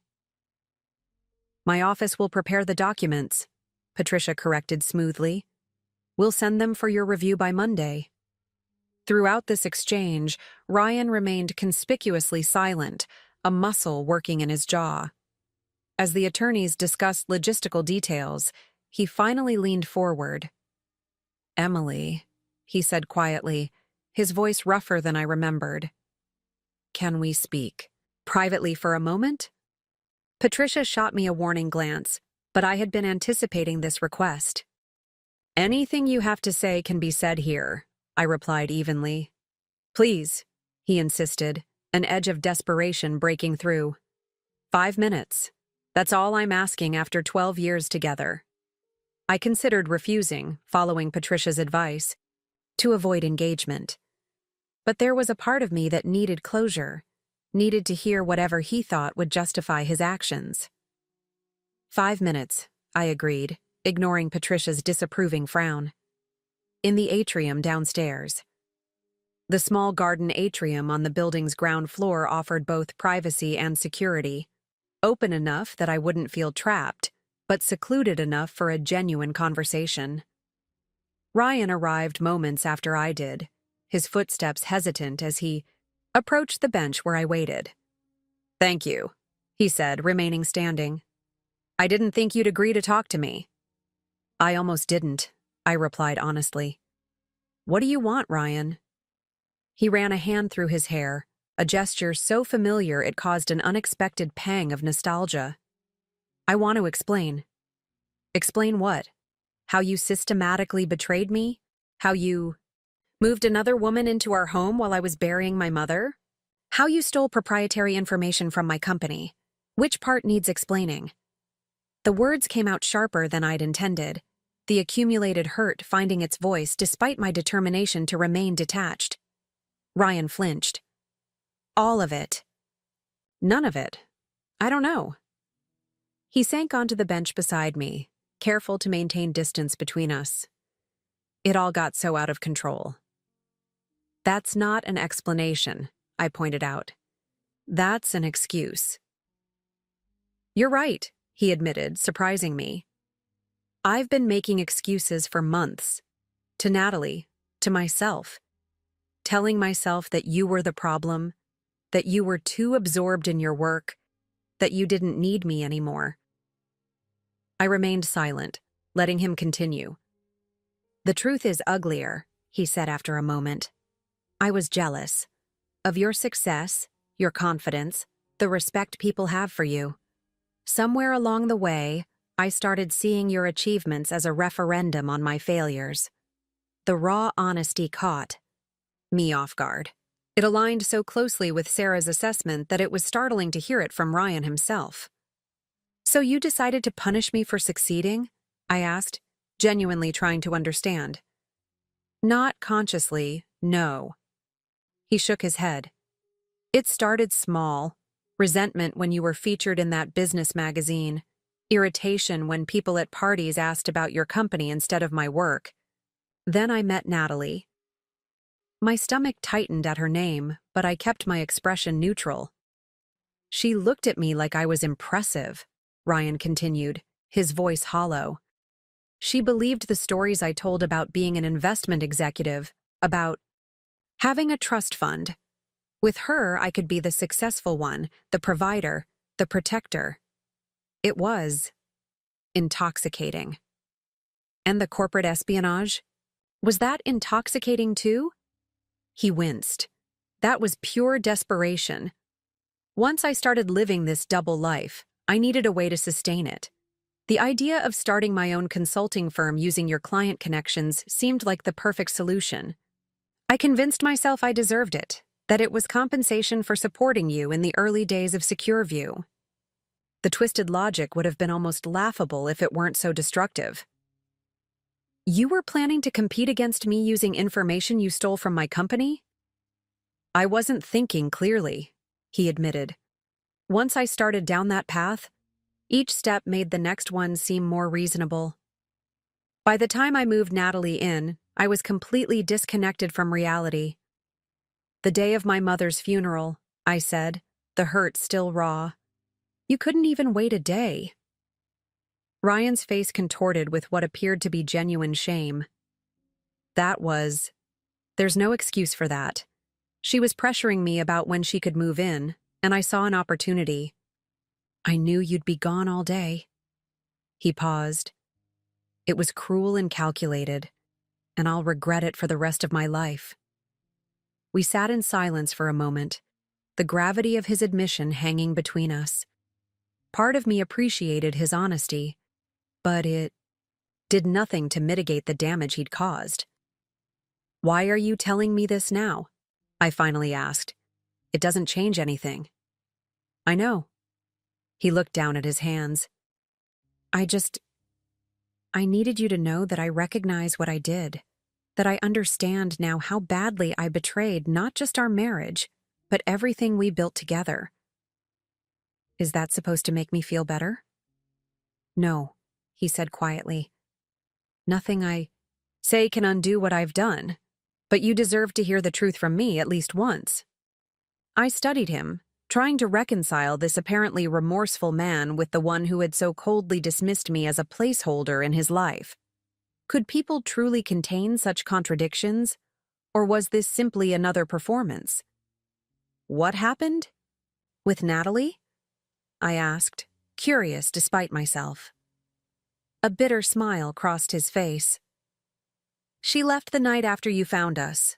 Said she couldn't be with someone who would treat his wife the way I treated you. She was right. The irony was almost painful. The woman he'd chosen over me had recognized his character flaws more quickly than I had after 12 years of marriage. I've lost everything, Ryan continued, his voice hollow. My job, my reputation, possibly my freedom if the criminal charges proceed, and I deserve it all. I stood up, having heard enough. His confession, while seemingly genuine, changed nothing about our circumstances or my resolve to move forward. Your 5 minutes are up, I said. The attorneys will handle everything from here. He nodded, not attempting to stop me. For what it's worth, Emily, I am sorry. Not just for getting caught, but for what I did to you, to us. I paused, considering my response carefully. I believe you're sorry now, I said finally. But it doesn't change what you did or who you revealed yourself to be. I hope you find a way to rebuild your life, Ryan. Just do it far away from mine. As I walked away, I felt a weight lifting. Not just the burden of anger I'd been carrying, but the lingering doubt about whether I'd somehow contributed to our marriage's destruction. Ryan's confession had confirmed what I'd been coming to understand. His betrayal wasn't a response to anything I had done or failed to do. It was a reflection of his own insecurities and moral failings. Patricia was waiting for me upstairs. Everything. Okay? She asked, concern evident in her expression. Yes, I replied, surprised to find I meant it. Everything is exactly as it should be. The following weeks passed in a blur of legal proceedings and business developments. The divorce was finalized with remarkable speed, given Ryan's eagerness to accept our terms and avoid further damage to what remained of his reputation. Meridian's case against him proceeded separately, with early indications suggesting a plea, deal involving probation and substantial financial penalties. True to her word, Patricia had drafted the settlement to ensure a clean break. Ryan was permitted to collect his personal belongings from the house under supervision, an event I arranged to be absent for. Sarah reported that he had been subdued and efficient, taking only what was explicitly his and leaving without complaint. At Secur View, the Meridian contract had expanded beyond our initial expectations, with David Keller recommending our services to several partner companies. Our security protocols had been thoroughly reviewed and enhanced following Ryan's breach, turning a potential vulnerability into a strengthened system that we now marketed as an additional selling point. Nothing tests security like an inside job, Tony had pointed out pragmatically. We found weaknesses and fixed them. That's valuable. 3 months after discovering Natalie in my bathroom, I stood in my office overlooking the city, reflecting on how much had changed. The acute pain of betrayal had faded, replaced by a wiser understanding of both Ryan's flaws and my own resilience. The grief for my mother remained, a softer but persistent ache that I now recognized would always be part of me. A knock at my door interrupted my thoughts. Vanessa with updated quarterly projections. We're up 17% from last year, she reported happily. The Meridian contracts put us over the top. I smiled, genuinely pleased. The team deserves bonuses across the board. Let's make it happen. Already in the works, she assured me. Oh, and Sarah called. She wanted to remind you about dinner tonight. My sister had insisted on marking the official start of the next chapter, as she called it. Tonight was 3 months to the day since our mother's funeral and Ryan's betrayal, a date that could have been heavy with painful memories, but which Sarah was determined to reclaim as a celebration. "I'll be there," I promised. After Vanessa left, I turned back to the window, watching the late afternoon sun cast long shadows across the city. So much had been lost in the past 3 months. My mother, my marriage, my trust in the man I'd built a life with. But much had been gained too. Clarity, strength, a deeper appreciation for the genuine relationships in my life. The security camera in the corner of my office caught my attention, its small red light a constant reminder of what had exposed Ryan's betrayal. The very technology that had built my company had also revealed the truth about my marriage, preserving indisputable evidence of the moment everything changed. I thought about the security footage I still kept securely archived, not because I needed to watch it again, but because it represented a pivotal moment of truth in my life. There was something poetically appropriate about that. Security had always been my passion, my expertise, keeping people and information safe from those who would do harm. In the end, my own security systems had protected me when I was most vulnerable, capturing the truth when deception threatened to prevail. The cameras Ryan had forgotten or dismissed had witnessed his betrayal, ensuring he couldn't rewrite history or escape accountability. As I gathered my things to leave for the day, my phone buzzed with a text from Sarah. "Celebration dinner at 7, bought champagne. The good kind, not the bottle Ryan and Mistress used. See what I did there? Reclaiming everything." I laughed out, loud, her irreverent humor a welcome reminder that life continued, that joy was still possible even after heartbreak. Moving forward didn't mean forgetting what had happened, but rather integrating it into a new understanding of myself and my boundaries. Looking around my office one last time before leaving, I felt a deep sense of ownership, not just of the company I'd built, but of my story and my future. Ryan had tried to erase me, to replace me with a younger version who would admire rather than challenge him. Instead, he had inadvertently freed me to become an even stronger version of myself. The security company I owned had captured his betrayal. The strength my mother had instilled in me had carried me through it. The future I was building would be entirely my own. That, I decided as I stepped into the elevator, was the most complete reclamation of all. The anniversary of my mother's death arrived with gentle predictability, the calendar marking what my heart had been counting down to for weeks. Unlike the sharp, overwhelming grief of a year ago, today's sadness felt more manageable, a companion rather than a dictator of my emotions. Sarah and I had planned a simple remembrance, a visit to the cemetery in the morning, followed by lunch at our mother's favorite restaurant. No grand gestures or elaborate memorials, just a quiet acknowledgement of her continued presence in our lives. "She would have hated anything fussy," Sarah remarked as we placed fresh flowers on the grave. "Remember how she always said funerals should have better food and fewer speeches?" I smiled at the memory. "And more comfortable seating. She was very specific about that." We stood together in comfortable silence, the spring breeze carrying the scent of newly bloomed flowers across the cemetery. So much had changed since we had stood in this same spot a year ago. Both of us different people now, shaped by loss and resilience in ways we couldn't have anticipated. "Do you ever think about him?" Sarah asked suddenly, breaking our contemplation. She didn't need to specify who him was. Ryan's absence in my life had become complete over the past year, with no contact beyond the necessary legal communications during the divorce proceedings. "Sometimes," I admitted. "Not in the way you might think, though. I don't miss him or wonder what if. I mostly find myself puzzled by how someone I thought I knew so well could have been so different from who I believed them to be." Sarah nodded thoughtfully. "The greatest magic trick isn't making something disappear. It's making someone believe they're seeing something that isn't really there." "When did you get so philosophical?" I teased, linking my arm through hers as we walked back to the car. I have a wise older sister, she replied with a grin. She taught me that going through hell doesn't define you. How you emerge from it does. At the restaurant, a cozy Italian place where our mother had celebrated every birthday for the last decade of her life, we ordered her favorite dishes and shared stories that made us laugh through occasional tears.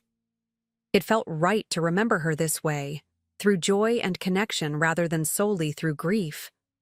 As we finished our meal, Sarah raised her glass in a toast. To Mom, who would be so proud of you. Of both of us, I corrected, clinking my glass against hers.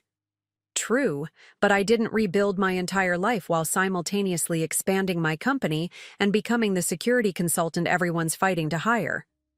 She wasn't exaggerating much. The past year had seen Secur grow exponentially, our client list expanding to include several Fortune 500 companies following the high-profile success of the Meridian Tech contract. What had begun as a regional security firm was now recognized nationally, with inquiries coming in from across the country. It wasn't a master plan, I reminded her, just putting one foot in front of the other.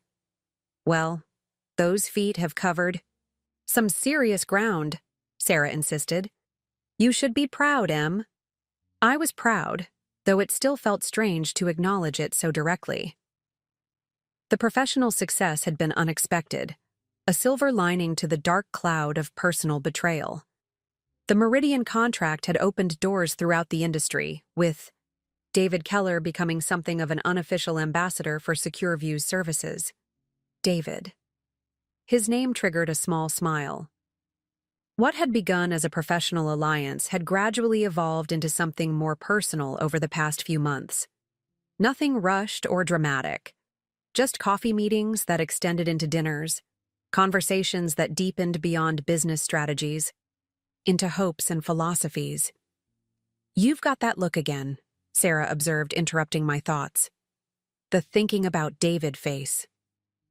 I do not have a specific face for thinking about David, I protested, feeling a warmth in my cheeks that undermined my denial. You absolutely do. It's subtle, but I'm your sister. I can read you like a book with very large print. I laughed, conceding the point. Fine. Yes, I was thinking about him. He's taking me to the symphony tomorrow night. Fancy, Sarah teased. Quite the upgrade from Ryan's idea of cultural entertainment, watching sports on mute while he explained. The plays to you in exhaustive detail. That's not fair, I found myself saying, surprising us both with my defense of Ryan. He had his good qualities too, at least at the beginning. Sarah's expression softened. I know. That's why it hurt so much when he changed, or when we finally saw who he really was. I've been thinking about that lately, I admitted. Whether he changed, or whether I just didn't see him clearly. I think it was both. The man I married wasn't entirely a fiction. But somewhere along the way, his insecurities poisoned whatever good was there. And now? Sarah asked gently. Now I'm grateful, I said, the realization crystallizing as I spoke. Not for the betrayal or the pain, but for the clarity that came afterward. I know myself better now. I know what I deserve in my relationships. I know the warning signs to watch for. And you found someone who passes all those tests, Sarah observed. I smiled, thinking of David's steady integrity, his respect for my work, his unwavering support without a hint of resentment or competitiveness. It's early still, but yes, David is different. Different good, different everything. He's secure in himself, proud of my success without trying to compete with it. When he looks at me, he actually sees me, not some reflection of himself or what I can do for him. Plus, he's hot, Sarah added, making me laugh. There is that, I agreed. After lunch, we parted ways, Sarah to meet friends, me to stop by the office briefly before heading home. It was Saturday, but the new West Coast client had a security question that couldn't wait until Monday. Walking through Secure View's weekend quiet offices, I felt a familiar pride in what we'd built. The company had nearly doubled in size over the past year, with new divisions focusing on specialized security needs for different industries. What Ryan had intended as a devastating blow, stealing our client information, had instead catalyzed a complete security overhaul that had ultimately made us stronger and more competitive. In my office, I handled the client's concerns efficiently, then paused to look at the framed photo on my desk, a new edition, taken 6 months ago at the company's anniversary celebration. It showed me surrounded by my leadership team, all of us smiling with genuine pride and camaraderie. There was no pretense in those smiles, no hidden agendas or festering resentments. Just a group of professionals who respected each other, bound by a shared mission and mutual support. My phone pinged with a text from David. Confirmed reservations for dinner before Symphony tomorrow. Looking forward to seeing you. A simple message, but it carried a weight of sincerity that still felt novel after years of Ryan's increasingly hollow communications. With David, what appeared on the surface was what existed beneath. No elaborate deceptions, no carefully constructed personas. As I drove home, I reflected on the symmetry of this day. 1 year since everything had fallen apart, yet here I was, more whole than I'd been even before the collapse. The grief of losing my mother would always remain, a tender spot in my heart that time could soften but never fully heal. But the wounds from Ryan's betrayal had closed completely, leaving behind not scars, but wisdom. At home, I walked through rooms that no longer held painful memories. I'd redecorated gradually over the past year, replacing furniture, repainting walls, transforming the space into something entirely mine. The bedroom where I'd found Natalie was now my peaceful sanctuary, no trace remaining of that devastating moment. The security cameras still maintained their vigilant watch throughout the house, but their meaning had evolved. No longer reminders of betrayal, they now represented protection, foresight, the importance of seeing clearly what's really happening around you. That evening, I sat on my back patio watching the sunset, a glass of wine in hand, reflecting on the journey of the past year. I had lost a mother and a husband within days of each other, losses that could have broken me completely. Instead, I had rebuilt, reclaimed, renewed. The security cameras that Ryan had forgotten about had captured his betrayal in perfect, irrefutable detail. But they had captured something else too, the moment when my life split into before and after, the catalyst for a transformation I would never have chosen, but now couldn't imagine living without. My phone buzzed with a final text from Sarah for the day. Love you, sis. Mom would be so proud. I smiled, typing back, love you too. And yes, I think she would. Setting down my phone, I raised my glass to the fading light, a private toast, to endings and beginnings, to security systems and broken trust, to the unexpected ways life can fall apart and then reassemble into something stronger and more authentic than before. 1 year ago, while I was at my mother's funeral, my husband moved his mistress into our home. He didn't know I owned the security company that monitored our house. That oversight had cost him everything, and it had given me myself.